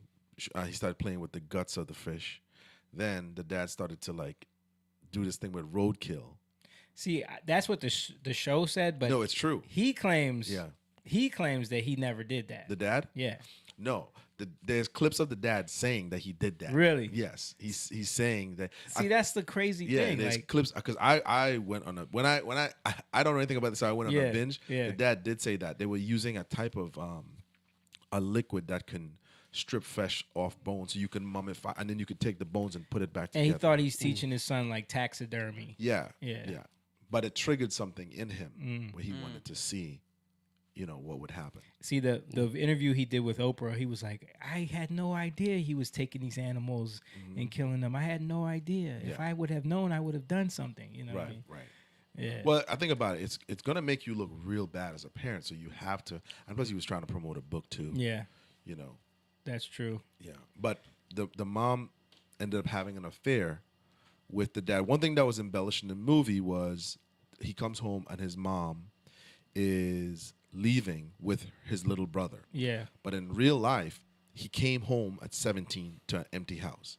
The mom was gone, the dad was gone, and the father was gone. And he'd been by himself for months, for a long time, even graduated high school by himself.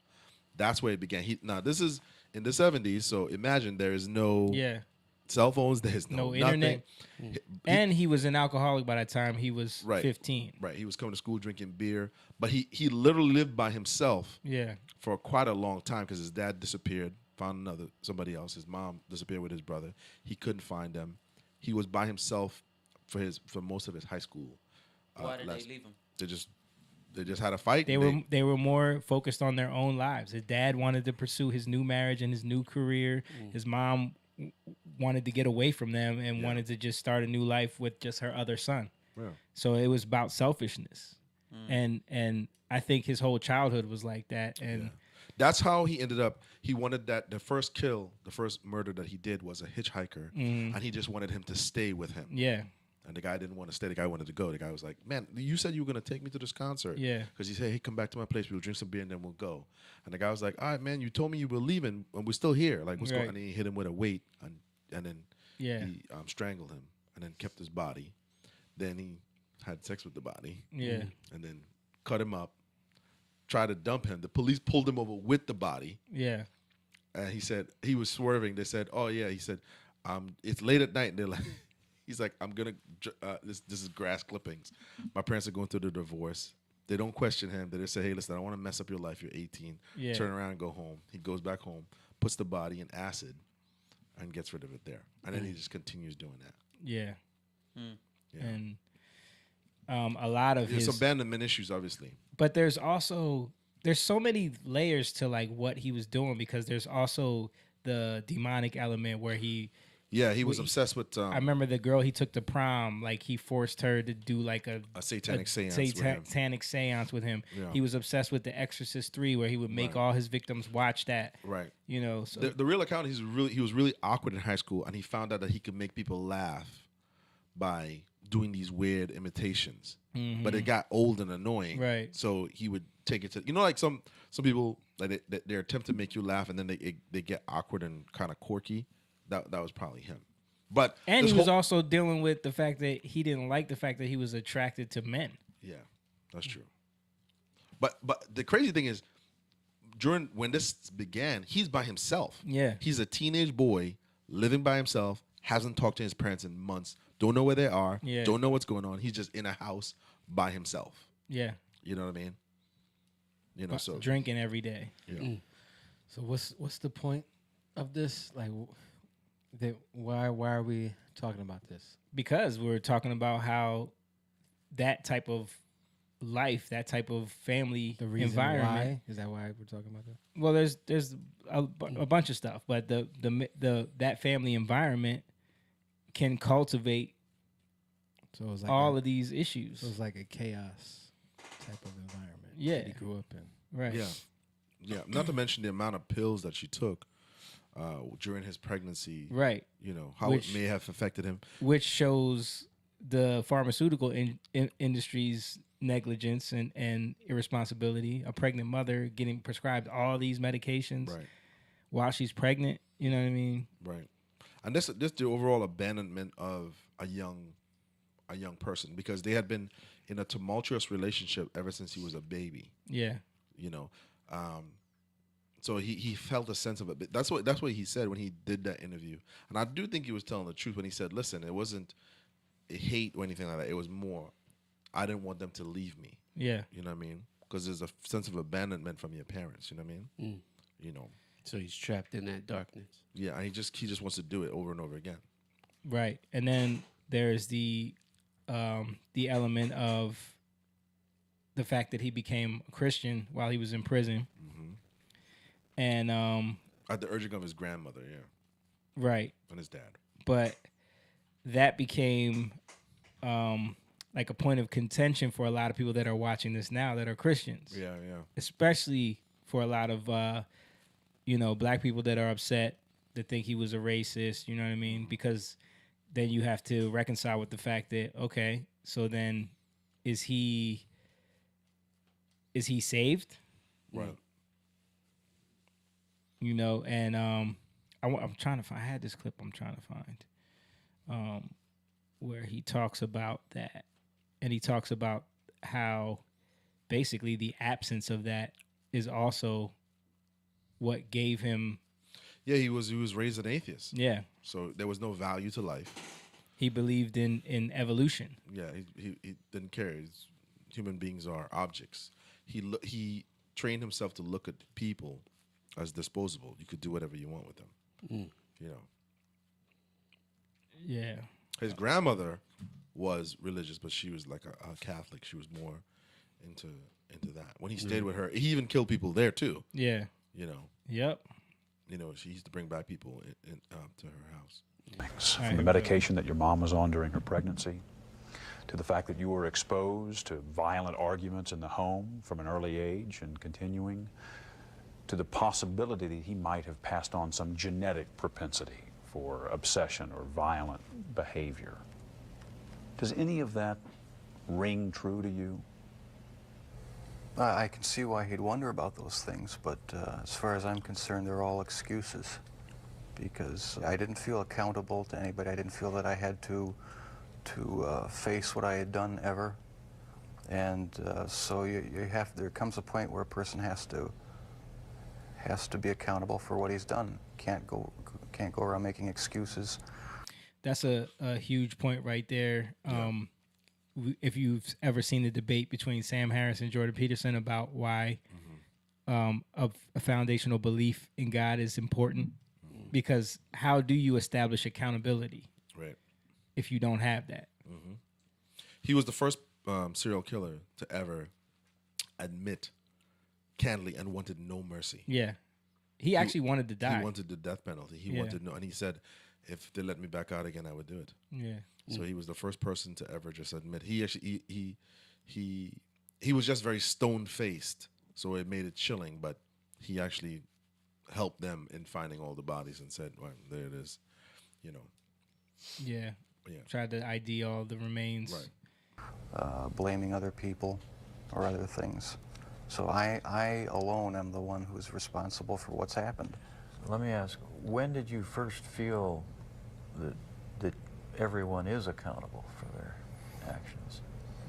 Well, thanks to you for sending that creation science material, because I always believe the lie that evolution is truth, the theory of evolution is truth, that we all just came from the slime, and when we died, you know, that was it. There was nothing. So the whole theory cheapens life, and started reading books about that show how evolution is just a complete lie. There's no basis in science to uphold it. The theory of evolution cheapens life.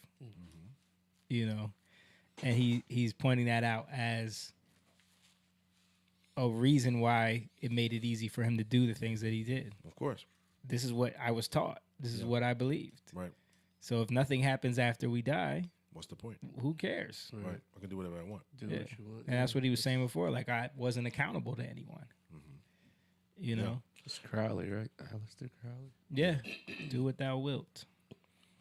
And I've since come to believe that the Lord Jesus Christ is the true creator of the heavens and the earth. It just didn't just happen. And I have accepted him as my Lord and Savior. And I believe that I, as well as everyone else, will be accountable to him. Growing up, did you feel that you were accountable to your dad or to your... Who you say? I said, wow. Yeah. Yeah, I mean, and that's the part that is starting. People are struggling with that because it's like we believe that if someone professes that and believes it in their heart, they're saved, absolved of their sins. Right. You know, even all of that horrific stuff, eating people. You know what I mean? Yeah. Everything that he did. Yeah. But he still did say that he has to be held accountable. Like, he wasn't. I think people are missing that because there's so much emotion wrapped up in here. There's a whole point of the conversation we were having today was, he understands that. Listen, he's going to live the rest of his life in prison. He asked for the death penalty. He knows that this is something he's suffering with, and it's is what he's chosen. That's why he's saying he's taking accountability for it, and he was introduced to that through creation science, and then was led to Jesus Christ after that. But he also said that he would do it again if he said he would. Was out.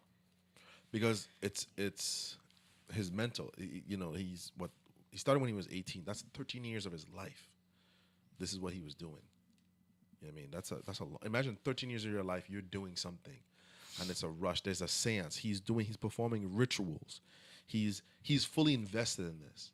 His grandma opened the closet and he had the whole Baphomet and the whole sacrifice altar there. Yeah. This is a committed person to this thing.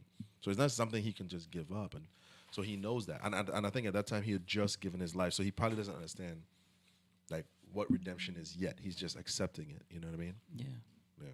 Yeah, and also he still needs to be delivered. You know what I mean?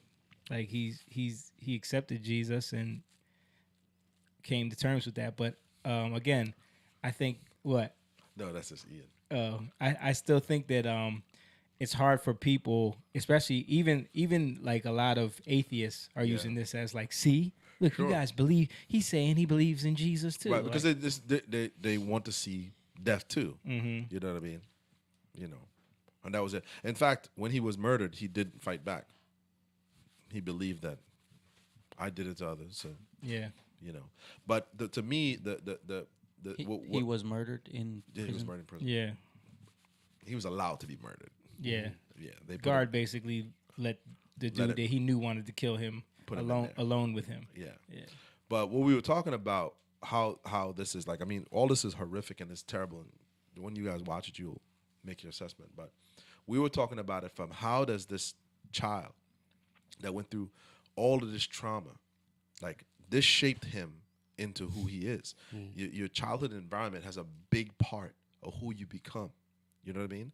And aside from the pills that the mom was taking, the effects of her depression, because she tried to commit suicide twice. Yeah. You know, how does this affect him? You know, his dad focusing on school.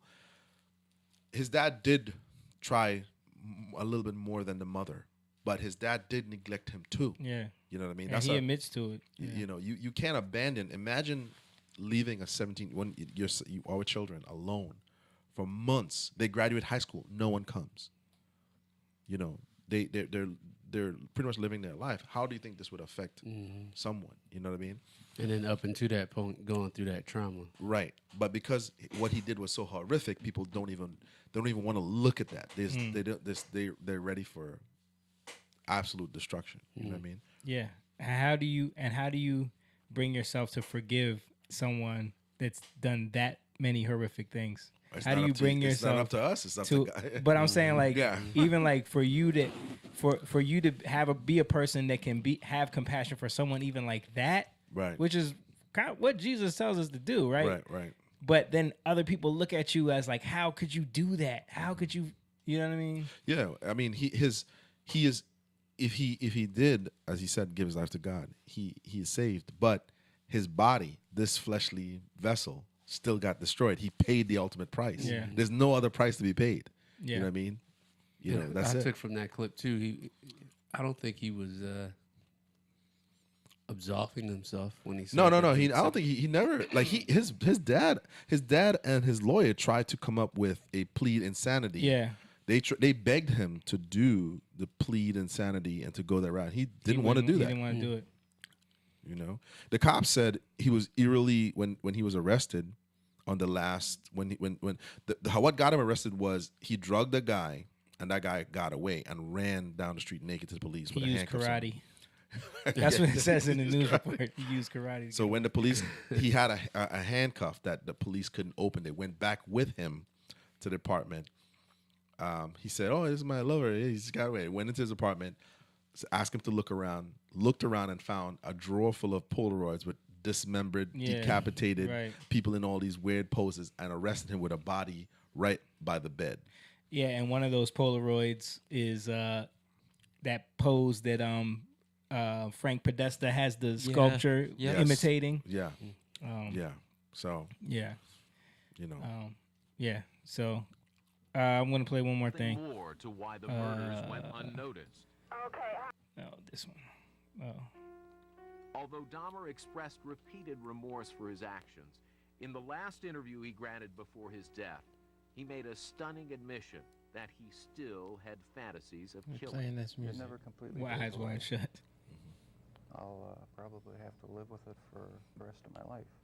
I wish it would go away. I wish there was some way to completely get rid of the compulsive thoughts, the feelings. It's not nearly so bad now that there's no avenues to actually act on it. But no, it never seems to go completely away.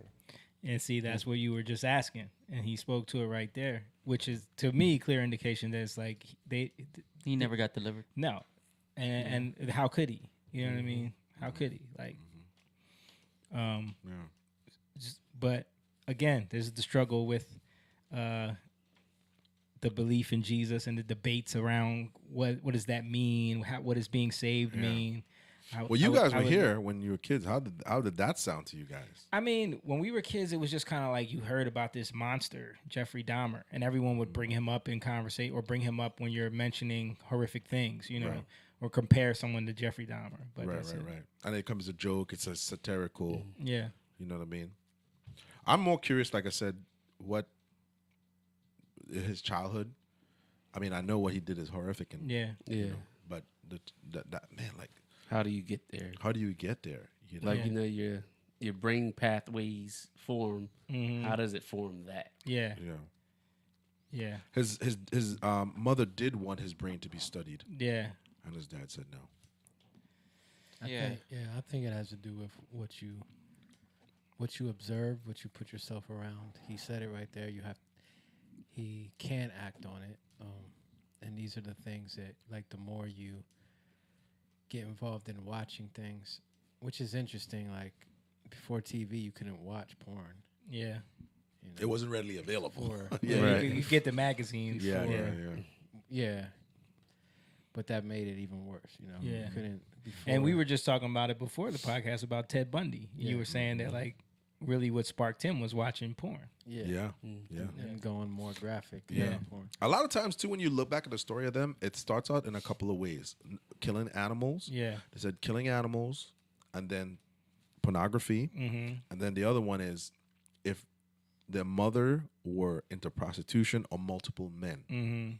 Then it's a weird thing. It's like almost like a little trifecta of like what happened here. You know what I mean? Yeah. Well, I mean, the mother was schizophrenic.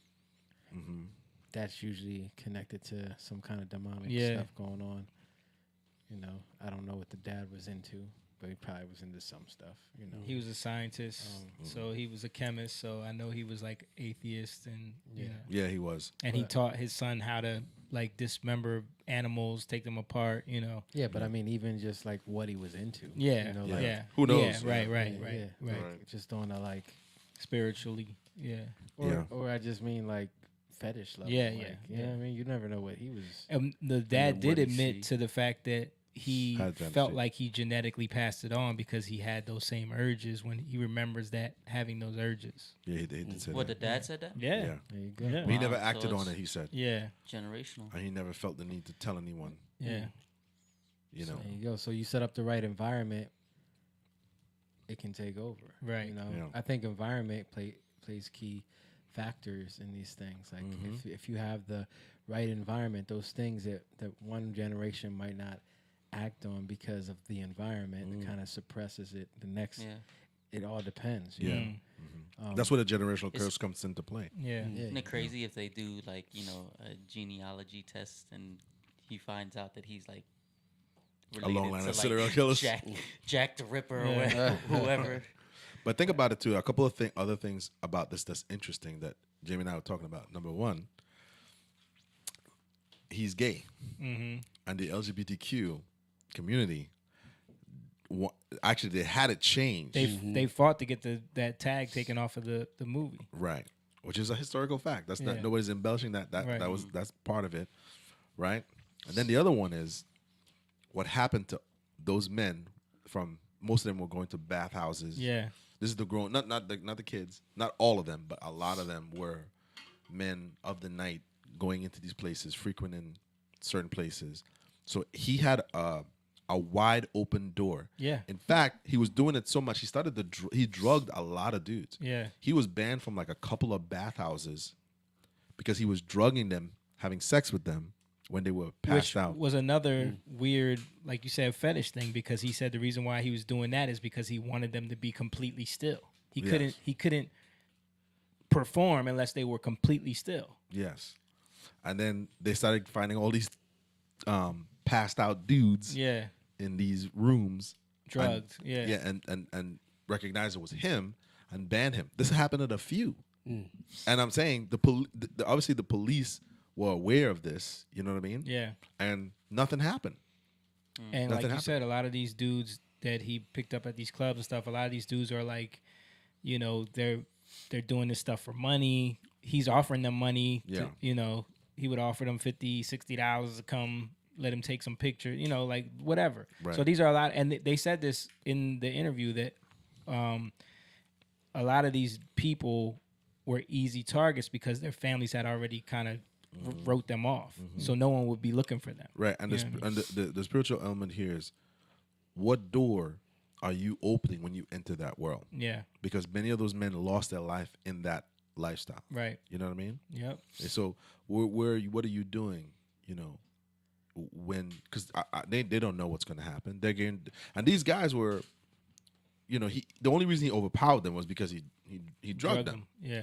You know, but the fact that he was just going after men, you know, and it's sad to me because, like I said, one of the things is this, especially with the modern era of the homosexual movement, is they want equal rights. They don't want equal outcomes. Yeah. You know what I mean? Because why would you not want to have that story told? You know what I mean? Yeah. Why are you? Because you don't want to shine a light on that. You It's know the what I mean? same reason why a church wouldn't want, the Catholic Church don't want Yeah. pedophiles. Yeah. That's it's true. the same thing. 'Cause, I mean, they tell you it's pride. Right? Yeah. Yeah. Pride. That's Yeah. gay pride. Yeah. Like, You're right. You're right. That's why. That's what it's about. It's only the things we're proud of. Yeah. Right. Yeah. They're not proud of that. It's- But No, they had to take it off. Yeah. because it's control, and that's how you see the real result is always control, because it's about controlling situations. Yeah. Right. Even doing all that stuff is about your own control. Like everything he did was about control. No, it really was. It's skill. It's craft. Right. Witchcraft. It's craft. It's craftsmanship. Right. But it's artistry, but in a way there that, like, you even see it with a lot of these. We talked about the Black Dahlia on here, right, before. Elena Abramovich.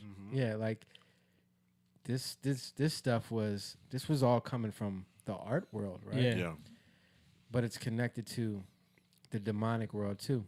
He really did make art out of his stuff. Yeah. Like, Right. yeah. So because it's craft. Yeah. That's Right. what the art is. But what the craft is you're paying homage to an image, right? You're making that thing manifest. Yeah. Right. Like when you look at the Bible, the craftsmen in the Bible that created the things that were in the temple, they were making the things that were in heaven. You know what I'm saying? Yeah. So that there would be a place of worship on earth. So it manifests here. Yeah. And Right. it's just a different Right. type of worship. The worship doesn't matter unless it's expressed. And art is expression. Yeah. So it has to be put in action so that it can mean something and actually come, have some kind of power. It's not actually any power until it's manifest. You know what I mean? So I think like that's what you see with these people. It's about like it coming, it being expressed. It has to get out. Yeah. Right? It has to come out of you. Right?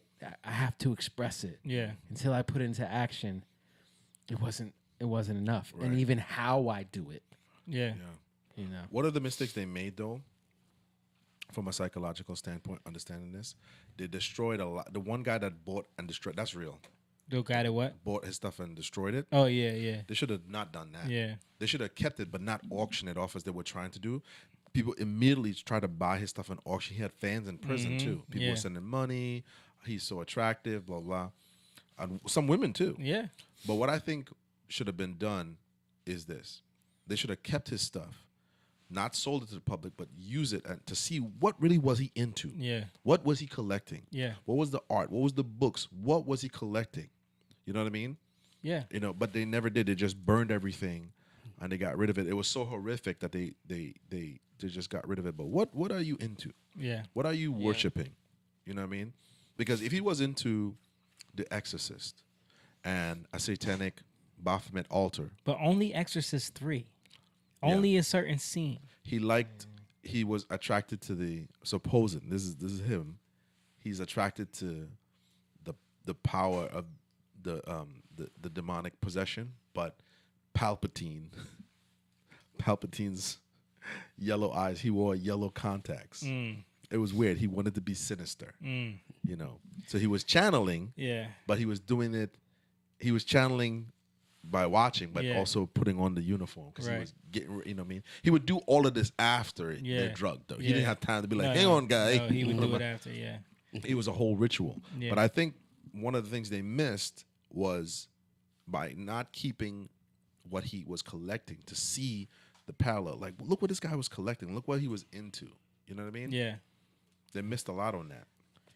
I don't think, like, I think we want to know too much.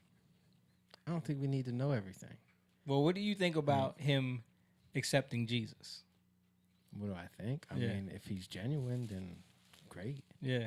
You know, he does, like, I'd pray for him. Like, if he was still alive at the time, like. What do you think about Christians that are struggling with that? I think they're just struggling with themselves. Right. You know? Right. Because if you can't love that far, well, then you have to go to God to help you love that far. Mm-hmm. You know, to go further than what you can go. Usually, I mean, there's things that our wives or our husbands can do that we can stop loving them like that, right? You know? Conditional love. Yeah. We say unconditional love, and we don't really mean it. Yeah. But how far are we willing to really love? You know?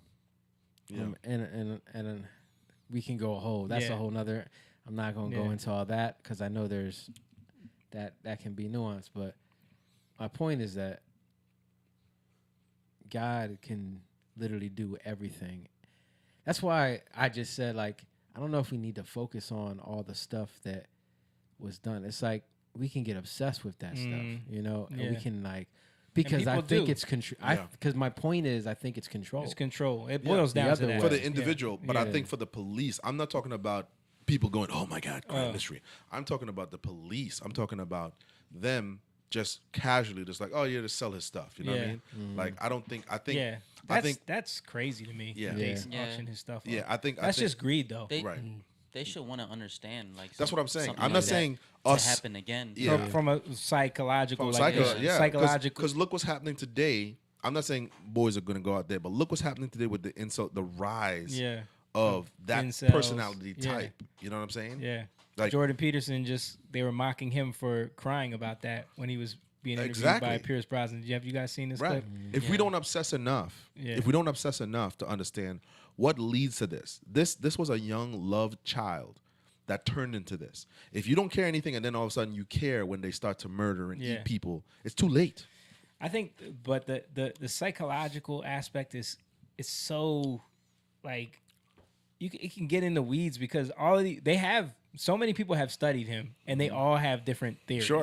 I've seen the one lady in one of the interviews. She was saying, "See, the reason why he eats people is because it's an infant complex. He wants to go back to when he was a child. Because they want to seem like geniuses. Because what do babies do? They put things in their mouth. That's how they interact with the world. Wow. That's what he was doing." Right. Just from barely knowing, like, what y'all talking about, like, I knew about him. Right. His parents weren't in his house. That's exactly what it is. He didn't have love. That's exactly what it is. This is environment. Yep. Yeah. But And that's my point. Like, that's the you try to figure everything out. Like, we're humans. We can't take everything into account. Right. Right. That's God's job. He probably, you're right. It's like he had a chaotic environment, felt abandoned, didn't feel any control, and wanted to have extreme control over people. You know what I mean? To the point where he wanted to create zombies that he could just dominate forever. And he was trying to do that. And when it didn't work, he still was like, well, how can I control you even after you die? Right. I'm going to eat you. You know what I mean? Control, the action of control is, in many forms, is a coping mechanism against fear of the emotions that are out of control. Yeah. You know OCD. what I mean? But You were just talking about. Yeah, when you can't, you're feeling these things, and you can't. That's interesting because remember the one sister that was like, "I'm out of control, Jeffrey. I hate you, Jeffrey. Yeah. I'm gonna kill you." And the court like she like spazzed out and like tried to go after him. You know what I mean? Yeah, her brother. Yeah. Yeah. I think that's the mistake. Is we live in a society now where your point about all the psychologists kind of thing. It's their moment to grandstand. They really don't even care about this. Right. It's just this is their opportunity to be like, I'm the one that diagnosed. I understand this. Yeah. Unfortunately, what I'm referring to is about, like I said, using this the police keeping this stuff and being like, listen, here's a pattern. You know what I'm saying? Right. There's a pattern. Understanding patterns, and then seeing like the demonic art and stuff that he was into. Yeah. Like we do need to watch out for this type. of stuff. Because then if we get a call about a kid that has this type of stuff, this should be available to the departments to know that. Right. You know, we've seen this pattern before. All right, let's move on. Let's get past the Jeffrey Dahmer stuff. We're gonna move on to some Andrew Tate real quick. All right. You had some clips that you sent me, and this is referring to what? Just because we can get caught up in conspiracy. Yeah. And just like, corruption. 9/11. Like, everything's corrupt. Like, and we can get caught up in like the virtue of trying to make a utopia or try to make everything right, and we hold people to standards we don't hold ourselves to. So this was just something that I thought was, important. Okay. So let's talk about, I said corruption's far more accessible in Eastern Europe. The reason I said that is because, firstly, I live in Romania, which is a beautiful country full of beautiful people. I was living there, and people often say to me, why do you live in a corrupt country? And my argument was, every country's corrupt. If you think America is not corrupt, you are living in a bubble. The world is corrupt. England's corrupt. They're all corrupt. The EU is corrupt. Russia's corrupt. Every country's corrupt. I would rather live in a corrupt country, considering that they're all corrupt, with corruption that's more accessible to myself, than in a country where they're going to pretend there's law and order, unless you reach a certain level, and then you can access the corruption. I'll give you a very simple example. If you are, let's say, the husband of a senator, for example, and you DUI, let's just make this up. This would never happen. This would never happen because, because, for sure. like this kind of stuff America, happen, the greatest Patrick country is in the in world, on there's it. no way that Husbands of senators don't drink. They don't just DUI. Well, let's imagine you did, right? In America, you get off with it scot-free. But if you're a single mother or you're a single parent and you're out there working a minimum wage job and you're trying your very, very hardest and you have kids to raise and you get a DUI, you're fucked. Now, I think it's kind of unfair that the corruption limit in a rich country, in this hypothetical super rich country, means that people at the absolute elite can do whatever they want and nobody else has access. I'll give you another example. Let's imagine you're in Serbia. Same scenario. You're a senator's husband and you get caught with a DUI. Of course, nothing's going to happen to you. But you're a normal person, you get caught with a DUI. Bro, I've had a hard day at work. I know I'm over the limit. I'm sorry. Here's $50. I'm sorry. I'm just going to drive straight home. All right, cool. Go home. Bam. Accessible corruption. To me, that's a more of an appealing environment to live under than under a society where they're going to take a normal person, wreck them under the law, throw their ass in jail and fucking destroy them, and sit there and cry about law and order, law and order, law and order, when it's all bullshit anyway. There's no law and order. The threshold for corruption's too high. So for me as a person, you said I'm a chess player. If I'm a chess player and I analyze the chessboard, I have geographical freedom. I have financial freedom. I'm going to live in a society. Why don't I live in a society where I have the most possible moves to make on a chessboard? Where would I go? I'd go somewhere where my money can benefit me. I don't have billions. I'm not a senator's son, but I have enough to live in some other countries and be protected in some regards. That's just an intelligent chess move. So let's talk about, I said corruption's far more accessible in Eastern Europe. I've seen this clip before. Makes a lot of sense, I bro. saw it too. Yeah. It's referring to a person that messed up.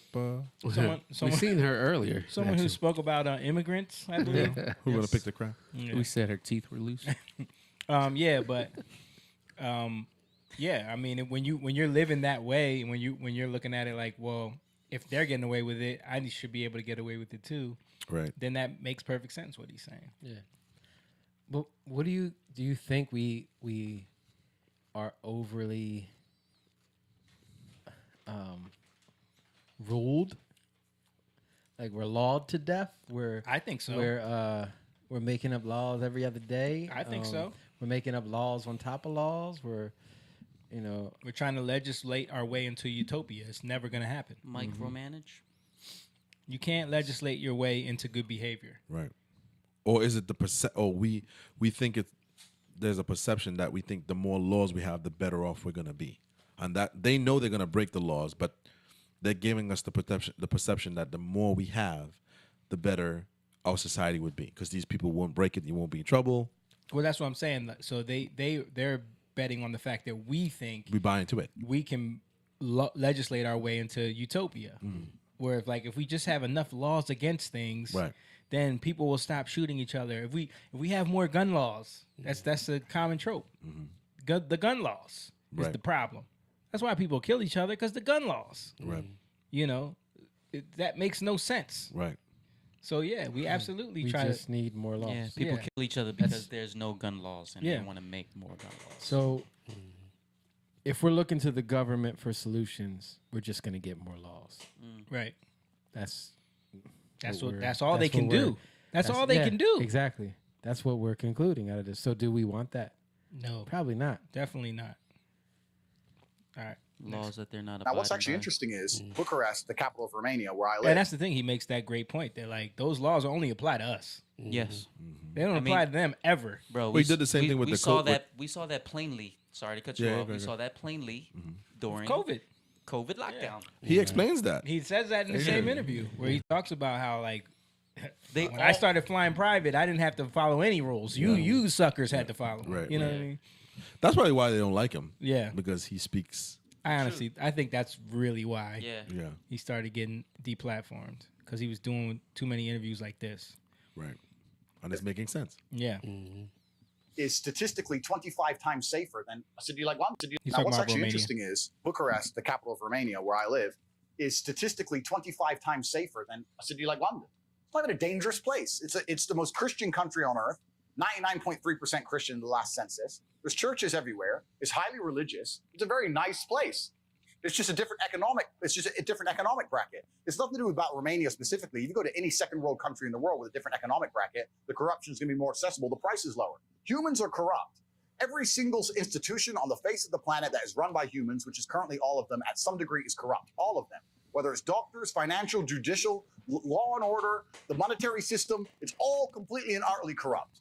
And to sit here and believe that any of them are just and fair, I think we've just learned in the last few years that we can see that even simple things like keeping people alive, even medicine, is completely corrupt from head to toe. All of it is.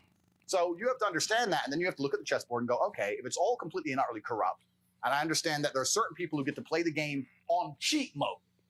Do I want to be able to play the game on cheat mode if I'm going to try and be the best version of myself? Well, yes, I could possibly do that in Nigeria. I could play on cheat mode. I could possibly play on cheat mode in Croatia. I could possibly play on cheat mode here. Here, I have to stick to the rules. If I have to obey the rules of chess against a person who can move their pieces however they want, I'm going to be perpetually crushed for eternity. So it makes that's just smart business sense to me to sit there and go, you know what? Fuck it. Let's change the board. Let's move it out. Let's reset up the pieces and let's play this way. And this is nothing specific with the country I live. I have absolute respect for the country I live. This is just human nature. This is the nature of systems and how they work, and the nature of the first world, second world, third world. Now, what's actually interesting is Bucharest. So, I don't agree with him. Like when he's talking about, like I agree with him on a just person level, like of thinking, where you see stuff. Yeah, you move somewhere else. It's kind of like what we were talking about. With I forget the guy's name, but we were talking about Bitcoin and we're talking about the market, and like if you're having issues somewhere, you just move your stuff somewhere else, right? Same type of mentality. It's just like the way of the world, right? So I'm not like in that sense, but I'm saying as a believer, I believe that we don't see stuff that way. Yeah. Right, I believe in occupying. You have to occupy spaces that aren't that hospitable, right? So you're not gonna just abandon these things. Yeah. Somebody's gotta stand in the gap. Somebody's gotta occupy, or else they're gonna be even worse people coming in. Sometimes you're called to abandon a place to occupy another. Sometimes. Yeah, but I believe you're led in that. Yeah, that's you're what, not yeah. just. I'm just saying, like that does happen. Yeah. You know, the Israelites were sent out to then try to, but even where they were sent to occupy, there was still a fight there. There was giants in there. You know, that's different. Yeah, you're not leaving. They're not abandoning the place they were called to, right? No, not. Yeah, that's what I'm saying. But they're abandoning a place. What You place? know what I mean? But they weren't called to be there. Right. I'm just saying. But someone could look at it like, "Will you abandon? Why didn't they just stay in Egypt and occupy that place?" Because they were slaves. Right. Right. So, But change that. So what are we abandoning? We're abandoning our slave mentality. Mm-hmm. That's what we're abandoning. We're Right. leaving that. That's his mentality, in my opinion. Right. He's thinking as a slave. How can I have the best life as a slave? Right. Right. Which is, it's fine if you, I'm not saying you can do whatever you want, but my point is that there's greater, right? Mhm. But in order to get that greater, you're going to have to fight those giants that are occupying your land. Right. You know what I mean? And as they were in Israel, everything wasn't peachy. Once they got most of the, it wasn't all peachy, Yeah. peaches and cream, you know? Mhm. It was a struggle. And that's my point. Like, we are in a time of corruption. There will be corruption. That doesn't mean you just give up and say, government's corrupt. Mhm. I'm out. You know what I mean? No, Right. you occupy. You have to believe for people. Well, if you're led to. If you're led to. But, Right. I mean, you're led to in some way. Yeah. Wherever you are. Yeah. You know what I mean? You're led to occupy somewhere. Yeah. Always. Right. All right. Let's keep going. But you have selective hearing where you will typically only see the good on the side you support, and you will typically only see the bad on the side you don't support. But I don't know anybody who doesn't believe there is a level of corruption going on in the government. Well, then you say that, but anyone who ever advocates for more government or more law, whether they believe there's corruption or otherwise, are acting adverse to the truth, right? If you believe an institution is corrupt, and then you say, I want them to have more power. Yeah. Well, then what? So you have to look at the people who are it's always just advocating for obvious more law. logic right there. Those people Yeah. who are advocating for more law or stricter controls, to a degree, are on the side of a corrupt institution. And it's actually very difficult because we need laws. Nobody wants to live in a failed state without law. Of course, humans need laws completely. But dying empires, this was said by somebody more intelligent than me, but I can't remember their name. Dying empires adopt laws like a sick man adopts medicine. And you'll see by some of these countries in the world, especially the first world countries, as things get harder and harder and harder, the government only has one answer to all problems: law. Energy crisis is out of all they control. can do. You More do need law and order, though. You need law. It's funny because we were just talking about this too, about how even like conservatives, like, yeah, they'll say, oh, the government, doesn't need to be more, we don't need to give them more power. But they'll say the police aren't corrupt, we need more police. Mm-hmm. It's the same type of logic, just from the other end. And we were talking about earlier, but even to just go back to the Dahmer thing a little bit, like, that's why conservatives have such a terrible time getting ahead in certain communities, is because you don't see any of them coming out saying like, yo, the police did a terrible job. They did. They won't talk about it. Right. Yeah. Because it's like that goes against our team, right, and what we believe in. You know, we only see the good, like he was just saying. You only see the good of what your side does. You don't see the bad. Right. And who's going to occupy those spaces, right? Where are you called? Are you called to be a police? Like, right. Like, there's people who complain about things, but what are you doing? Right. Are you stepping in? Are you seeing where there's a need, and are you going to fulfill that need? Mm-hmm. Right? Are you going to your public, your local things to vote for the police chief? Are you being an active member of your local legislation? You know. Yeah. I mean, they do need police. They need effective police. Right. Yeah. Right. Yeah. Yeah. Are we sending our kids? Are we encouraging them to go into these? Are we afraid too? So we give them, stay away from that. Don't go here. I remember, when I was 17, I wanted to join the Marines, and my parents were afraid. Yeah. Yeah. Because they were, you could die and all that stuff like that. Mm-hmm. But how it was, it was truly organic, because the guy, I went to summer school, mm-hmm. and I met a guy there, and he's like, listen, he's like, the reason you're here is because you didn't apply yourself last. That's the reason you're here. He's a Marine. Mm-hmm. And he's like, I can help you get disciplined. He's like, you're not a bad kid. You're just not disciplined. He's like, you don't belong here with these guys. See all them guys playing around, goofing around. You don't belong here, but you're now in here with them because you didn't apply yourself. So you have to suffer the consequences. He's like, so here you are, you know, and he nailed it. Yeah. He nailed it. He was like, you didn't apply yourself, and that's why you're here. And he came to the house and he spoke to my, you know what I mean? But they were afraid of what could happen just because we were new to this country. But that's what he said to me. He said, here you are working your tail off when you should have been doing that back there. He's like, so here you see, he's like, I know you can do it because I see you doing it. He's like, but here you are with these goofballs. He's like, here you are. You know what I mean? Yeah. And he showed me. He's like, had you applied yourself just a little, he's like, look at you. He's like, you're applying yourself. He's like, I bet you didn't put this effort into what you needed to do last year, and you're wishing because now you got to get up every morning and come here. He's like, your summer. He's like, he's like, now they're asking you for notes that they didn't take. Yeah. He's like, and I was like, dang, man. But they were fearful of it. You know what I mean? You know. Yeah.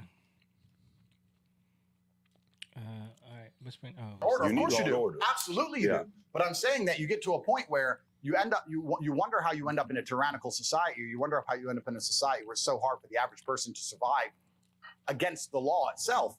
Because when something bad happens inside of a first world nation, the first answer is just create more law. There's an energy crisis, make more law. There's too much crime, make more law. Inflation, make more law. More law, more law, more law. Print more laws, print more laws, print more laws. You end up with a book of law like this, and it can be thrown at anybody at any time. And this is what's actually interesting about some societies in the world. I live in a country in Romania, which is one of the poorest countries in Europe. It's a homogenous society, but it's very poor. The police drive Dacias that can't go more than 65 miles an hour. Underfunded police force. There's no crime. There's not this big, huge book of law. It's just don't kill anybody, don't be an idiot, and just live your life. Pretty normal, and it's like that in many places in the world. So poverty doesn't equal crime? World. But well, there's crime. He's just, no, I'm saying it's you know. Yeah. Is there drug wars with gangs and cartels? You know what I mean? Because they always try to blame. Oh no, it's conditions. It's poverty. Empires like no, we need a law. Which that is a factor, but of course, law for everything. A law about how you use your telephone. A law about how you listen to the radio. A law about how you do bank transfer. A law about this. A law about law. And to a degree, it ends up sooner on a long enough time frame. If you're going to make new laws every single day into eternity, where are you going to end up? But you're So you see, we were talking about this earlier with Dahmer. It's control. Yep. It's the same thing. It's control. It's how to control. Like you can look at your house. An overbearing parents will put too many laws in place. They'll be too controlling. Right? We all know that girl in high school who had like the strictest parents. Right. Like dad wouldn't even let her leave the house ever. Yeah. But they always found a way. Yeah. You know what I mean? And could it be because the stuff he did in his life, he created such a... Yeah, because out of fear. Yeah. It's out of fear. Yeah. Yeah. I think what part of the thing is just the whole law, more law. This is true. But I think what we don't understand is we don't understand that the political parties, both, can use the criminal element, can use these uprising, these social events, these natural disasters, these catastrophic things, pandemics. They can use it.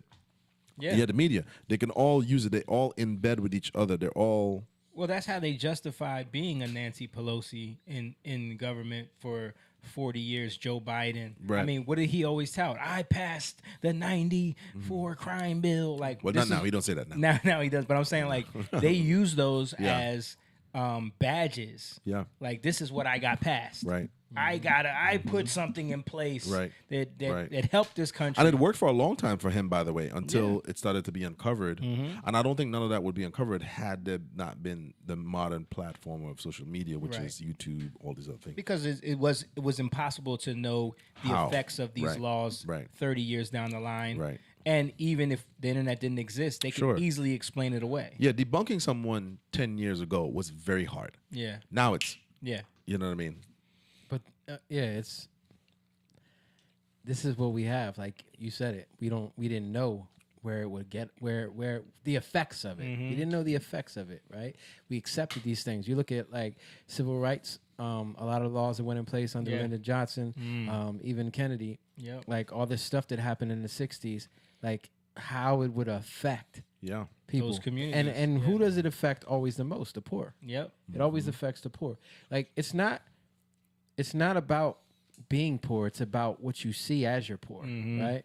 And it's easy to covet Yeah. when you see it right down the street, right? You see Mhm. something that you can have right Yep. down the street.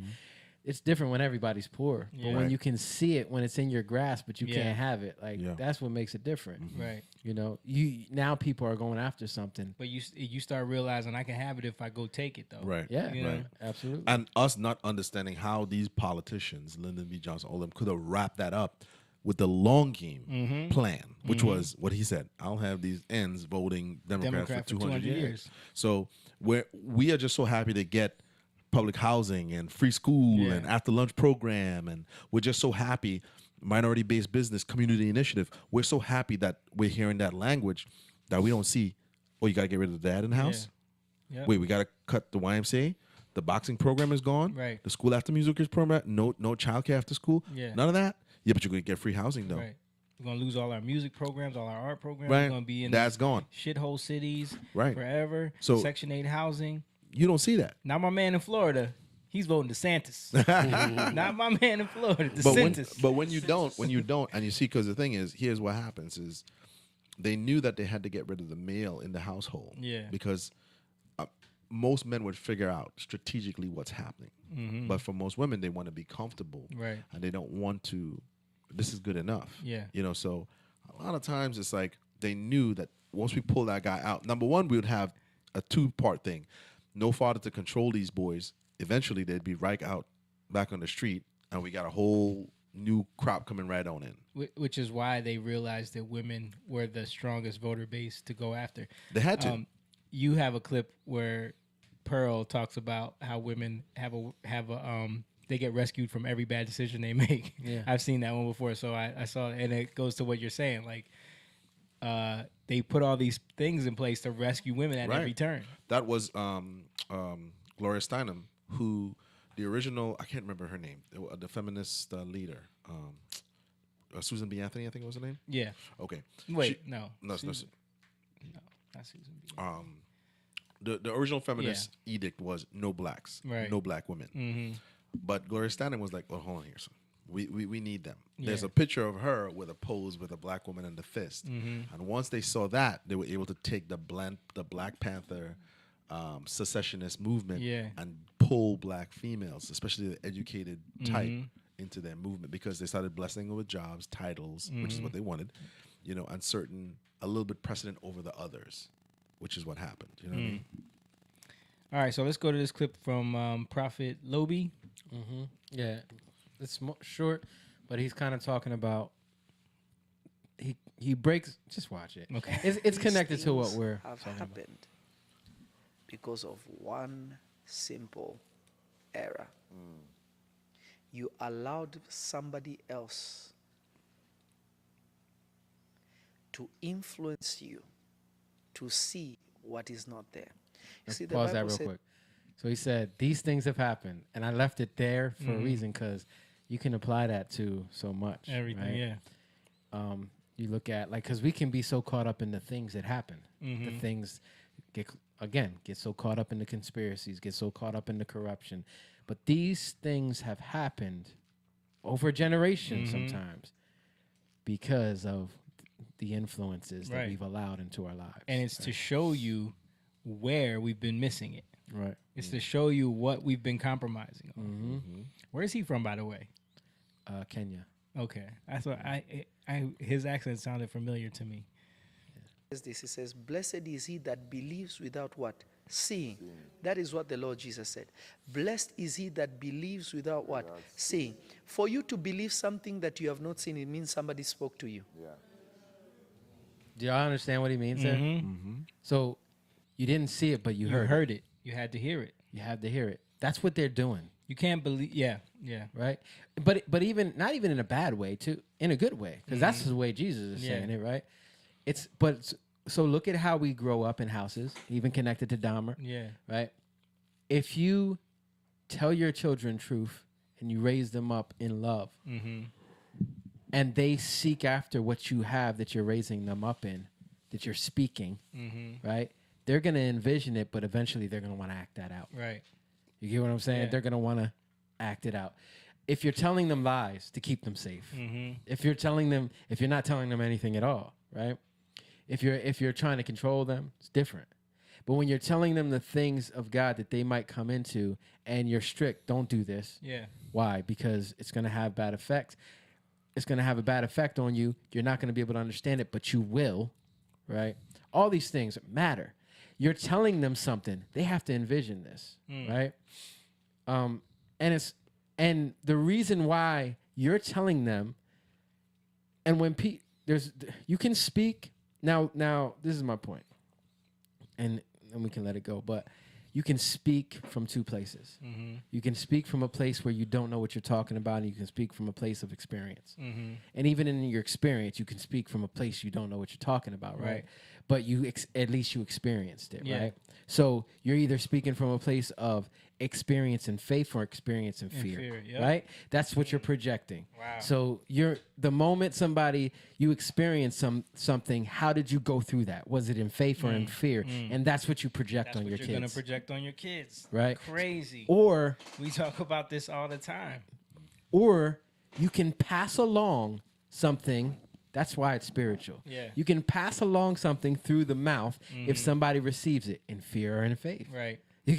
Yeah. So that's it, right? And people take it, and then if you don't, you can now, in fear of not understanding what somebody said, you can take that and twist it because you're in fear, right? And that's about living up to what is said, right? You don't know. So it's like you're talking, but you have to come into the experience of what I'm saying. Even though, that's why it's spiritually discerned. You know what I mean? I think that's why the media operates the way it does, especially the news media, because everything they're speaking in fear. That's how they rope your attention. Yeah. They got to get you with a dramatic headline. You know what I mean? Yeah, because it'll cause you to do things. To act. In ignorance. Yeah, right. And then you think you got an experience that you were given. Yeah. You weren't, it wasn't natural. You talk about that all the time, how so many people feel like they grew up experiencing all this racism just because they've heard so much about it. And then they never live life, actually experienced it directly. Yeah. And then they live life through that lens that was given to them. Right. We know a few people. Yeah. All right, let's keep going. And why did Jesus say this to doubting Thomas? Because Thomas had heard, Jesus has risen, Jesus has risen, Jesus has risen. His mind could not fathom the man who was brutally killed on the cross can be alive and well right now. It was just not possible. Past his experience. For his eyes to see that to be possible. So when Jesus even appeared, he said, no, unless I touch. Then Jesus told him, hey, blessed is he that believes without what? Seeing. So it means that our sight is controlled by the information or the people around us that feed us information. A child can be, if a child is disrespectful, you know the environment they grew up in is exactly like that. Because the child is regurgitating what they have consumed in the environment. And if that child was coming from a good family and they go to another family or they start hanging out with friends, those friends can also influence them that they start doing things and you tell them, but I never taught you this. It is the amount of time spent, the language that is spoken. So he's talking about a language, but it's not just about words. Not just about words. It's spoken in expression. In expression. Yeah. We talk about this with our kids and their friends and finding out who their friends are and realizing, especially like now I got one going into middle school, you do too in middle school. And it's like, now is the time. They're around more influences now, you know, and I remember having to have conversations with her about certain friends and be like, look, this person, no. You know what I mean? Because what I see. Yeah. You know? And you know, we have to be mindful of that because like he's saying, those influences, just them even seeing it speaks to them in a way. And that's if that's not corralled, that goes into adulthood. Then you act it out. Of course. And then here's the thing, right? Now you're 26, you're still picking bad friends. You're 36, still picking bad friends. 46, 56, you never stop to realize you're the common denominator because you have you haven't worked on or massaged the ability to discern personalities and see that these people are just that type. You just keep trying to do it. You don't even, the thing is, like, if you have the right example, that's your discernment. Like, we only need one example in our life. Jesus. Right? Yeah. And it flows through everybody. And the more you focus on him, the more you'll start to see him in everybody. Right? Where they're the example of who he is. But we can't, like, so think about this. We talked about this before.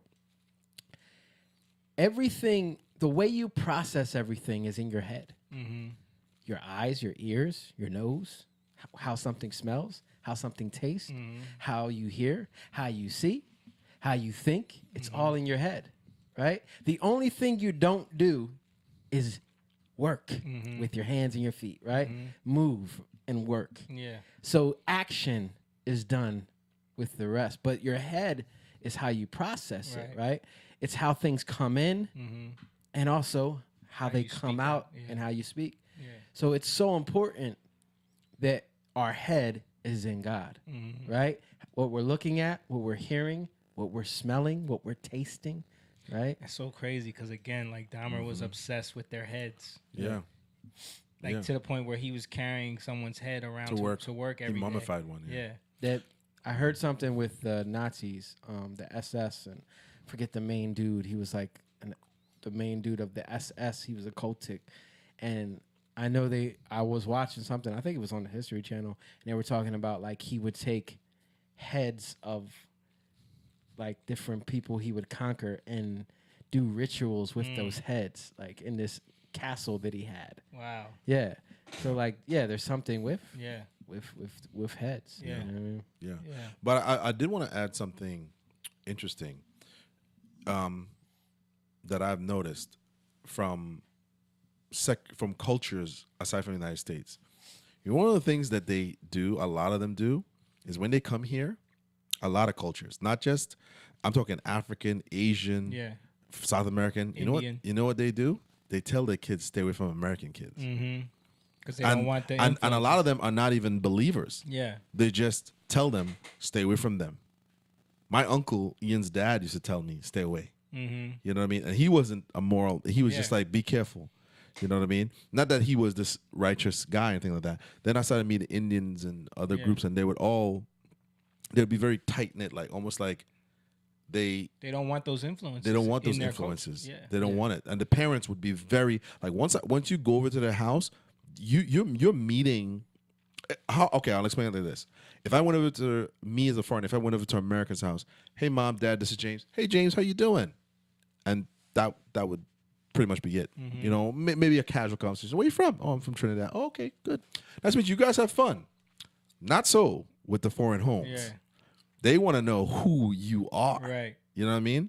They would come out and try to have questions you. Yeah, they have a question. You know what I mean? And it was awkward because it wasn't done like, hey James, how things? It was almost like, so tell me about yourself. Yeah. Where's your parents from? Do you live with your mom and your dad? Yeah. It felt like that. It felt awkward. You know what I mean? Well, I can attest to that when I met your parents. Yeah. Like, you know, I've met other parents before, and it was never like that. It was always just like, oh, hi, you know, oh, nice to meet you, blah, blah, blah, the formalities. Right. But with your parents, it was like, all right, we're going to have a conversation. We want to know who you are. You know what I mean? Yeah. And it's and because it didn't scare you off. You gotta know who is going to be speaking their language to your child. Who is Right, going to how are they going to influence them? Right. Yeah, I didn't run away from it because I knew my parents were going to do it. You know what I mean? Like, yeah. I think some of that too, like you're coming to a foreign country, so a lot of that is just fear. Yeah. And of losing your culture. Mm-hmm. You know what I mean? You want to hold on to what you think is important, Right. Which it never really works. Yeah. You know. Yeah, But it never does. Yeah. So I think like, should you be trying to hold on to it, or should you, or is it about like just love? You know what I mean? Because love, you can actually love things about your culture, and if it's in that way, you'll never give them up. Yeah. You know what I mean? Yeah. It could be a bit of both. Mm-hmm. It could be a bit of both. Yeah, that's what I'm. Yeah, so there's like love, there's fear. Like if you're like, don't talk to Americans. Yeah. They all just do. They're crazy. Yeah, like yeah. There's a little bit of fear there, Right. but and there's truth to that, Yeah, right? because it's sometimes too. It's the move. Like think about it, right? Like imagine you're foreign parents and you see Ferris Bueller's Day Off. Yeah. You see something like that. Like think about what we always talk about. American Pie. Yeah, we always talk about the kids today. Yeah. But back then, Yeah. Porkies, Right. nerds, they promoted a whole lot of like, you know what I mean? What's that movie Carefree with Matthew lifestyle. McConaughey?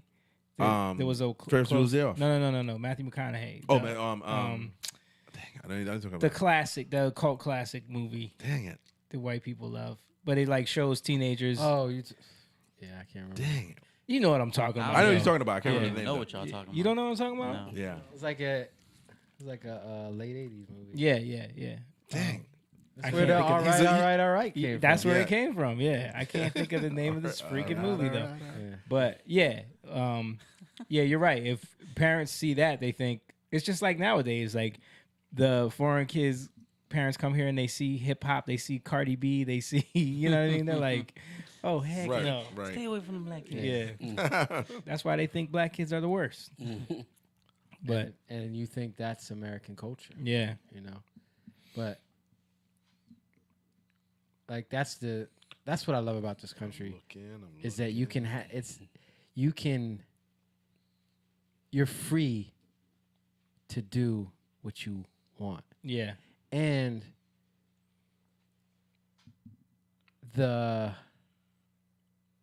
I was gonna say the best ideas went out, but those who push them forward, right? It's really about occupying in this country, right. right? But that's why there's such a push to not let ideas out anymore, Right. and only the ideas we want. Mm-hmm. Yeah. Is it Dazed and Confused? I think it was Glory Days. No, No. I think it's Dazed and Confused. I can't even remember. That don't even sound familiar to me. Yeah, that don't sound familiar. Damn it. Anyway, we got some Pearly Things clips here. Got time? We don't have to. It's late. Hold it. Let's hold that because Okay, we can show that another time.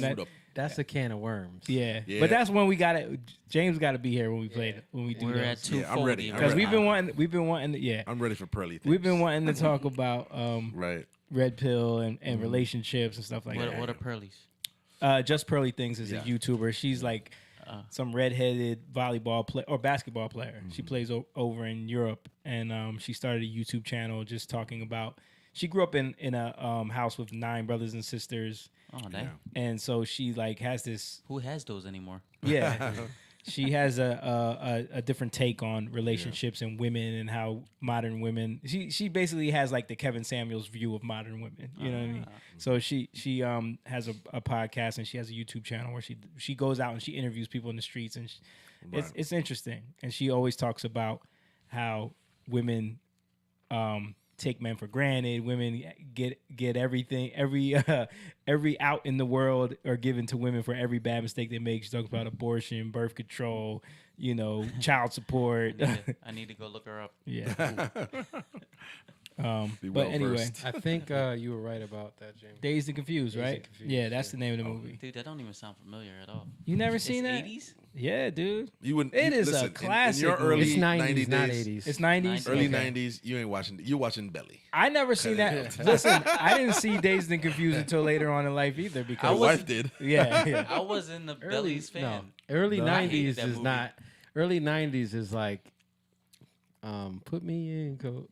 We were in the baseball at that Sandlot, time. yeah. Sandlot. That was our Sandlot. movie in the early Yeah, 90s. like- Yeah, Belly Ninja Turtles. Belly's was like 1997, right? Belly. Yeah.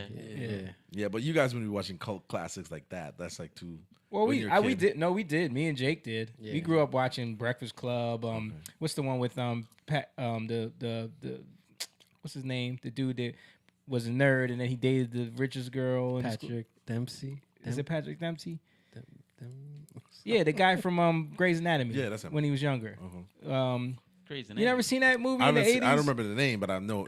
Love Don't Cost a Thing, right? Yeah, I remember that. That movie, 16 Candles, all the movies from the 80s. I watched 16 Candles. Yeah. We grew up watching all that stuff. Yeah. Karate Kid. Yeah. Top Gun. Oh, I finally saw Top Gun Maverick. Loved it. Yeah, you like it? I was about to watch it on the plane. Yo, it's so good. Like, it's good. Tom comes through, man. It's so good, man. Tom said no foolery. Don't say nothing. Tom said I don't want none of it. Yeah, I don't want none of that in this movie. Dude, I got a whole sermon off of that movie. Yeah. Yo, let's all watch it and we can do a whole podcast on it. Yeah, I like that. Before we go, I would say this. I like to see. I was very pleased that he took control of this. He made all of them take flight school. He took it seriously, and he was like, "Listen, this is how we're gonna do it. Yeah. No woke stuff. No nothing. Boom." Yo, everybody that watched it has said to me it's really, really good. Yeah, man. Yeah. And it showed that people are, dude, Hollywood is stupid. Yeah. Jamie and I just talk about the bomb. Yeah. Of bros. Bros. Yeah. Right? That's what we were making it because they don't want the Dahmer movie, but they got bros. Yeah, watch bros instead. Somebody made a meme about that Dahmer, and he's like, just one last movie. And it was bros covered. Oh man. Yeah, it's an epic fail at the box office. Bros. But that's what they have to movies me, like Men. Yeah. Remember the commercial. Yeah. That's what impressed me so much. Well, not impressed me, but what to me I like is the fact that the people have answered. Yeah. With Top Gun. Top Gun. No superheroes. Yeah. You know what I mean? Yep. No agenda. No nothing. Because I'm getting tired of the superhero genre too. Me too, man. I'm getting tired of it. Look at what they're doing now. It's the MCU. Thor was a big. Oh it's my the god. MCU now. Thor. Yeah. I haven't watched it, but I heard She-Hulk, bro. I've seen those clips. We showed that on here. Yeah, Her it's twerking with terrible. Meg Thee It's Stallion. terrible. Like, come on, man. She-Hulk It's is all terrible. bombing. It's all Yeah. bombing. You know what I mean? Yeah. Yeah. Yeah. But man. yeah, that it was a great movie. It's just a regular. It's American relatable. It's a good It's movie, relatable. man. Yeah. Like even the stuff that's in it, John could relate to Yeah. like being in that area. You know what I mean? Yeah. Yeah. It was good. You see Am the I wrong, John? John? You're just looking at me. I was wondering what you're talking about. Have you watched Top We're Gun talking about Maverick? Top Gun. No. Can you do me a favor though? But it's Can you in peek San under Diego. there? We need to channel your mom real Yeah. quick. It's in San Diego. I know that. Miramar. Yeah. Angie, that was for you. He's not gonna do it. You haven't watched He's not it? cooperating. I've seen the first one. That's it. Yeah, it's good, man. It's really good. And the young guy does a great job. Great job, man. Yeah. Miles, Tullis I don't Miles, remember his his name. name. Yeah. Great job. Yeah, 'cause Excellent job, He's man. usually like the funny, goofy guy, and he did But a it good shows when you write a good script, Yeah. you get good actors, and you stay focused on the story. That's Bam. all people want. That's all they want, man. You know what I'm saying? That's what people want, man. Yeah. They just proved it. But that's what I'm saying. Like, you know, Tom Cruise is into some Scientology. But, Yeah. But hey, God can still use him. Exactly. You know what I mean? Yeah. That's why people aren't redeemable. No. Yeah. Yeah, he took a stand though. He was like he didn't want. He said that scripts have. He said he was like, listen, I get plenty of. He's like, but nothing match what the vision of this would be, and he wanted to show the rebelliousness of his character and what had happened. Yeah. He's like, I didn't want to.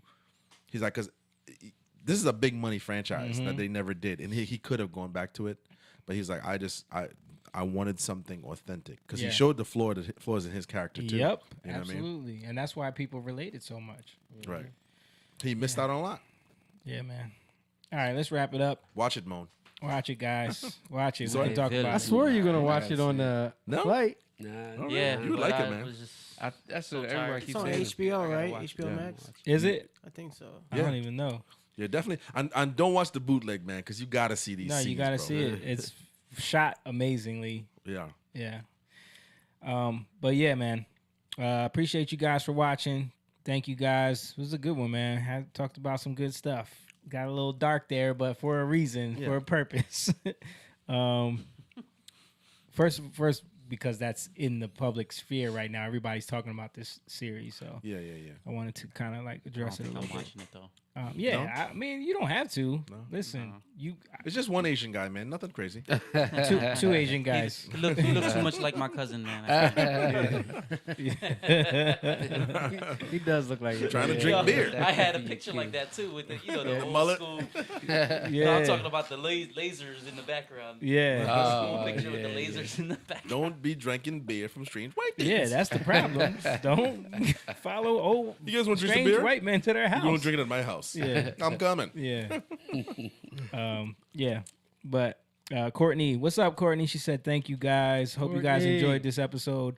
This is episode 170 of the Young Lion TV podcast, and we appreciate each and every one of you who are supporting. But if you want to become a member and keep this thing going, because we talk about some crazy stuff, and Nancy Pelosi don't like it, so we need y'all to support. Go to patreon.com/YoungLionTV and become a member over there. And if you want to donate, go to Cash App, $YoungLionTV on there. Jatan.com if you want merch and music. We got shows coming up this month. We will be in Indiana. Indiana. Oh. I'm flying to Chicago, but shows in Indiana. And in Birmingham, Alabama again. And see you guys. That good barbecue? We'll see you guys next week. Bye. Peace. Young lion, go live, yeah. Young lion, you rich, yeah. This kingdom has room, yeah.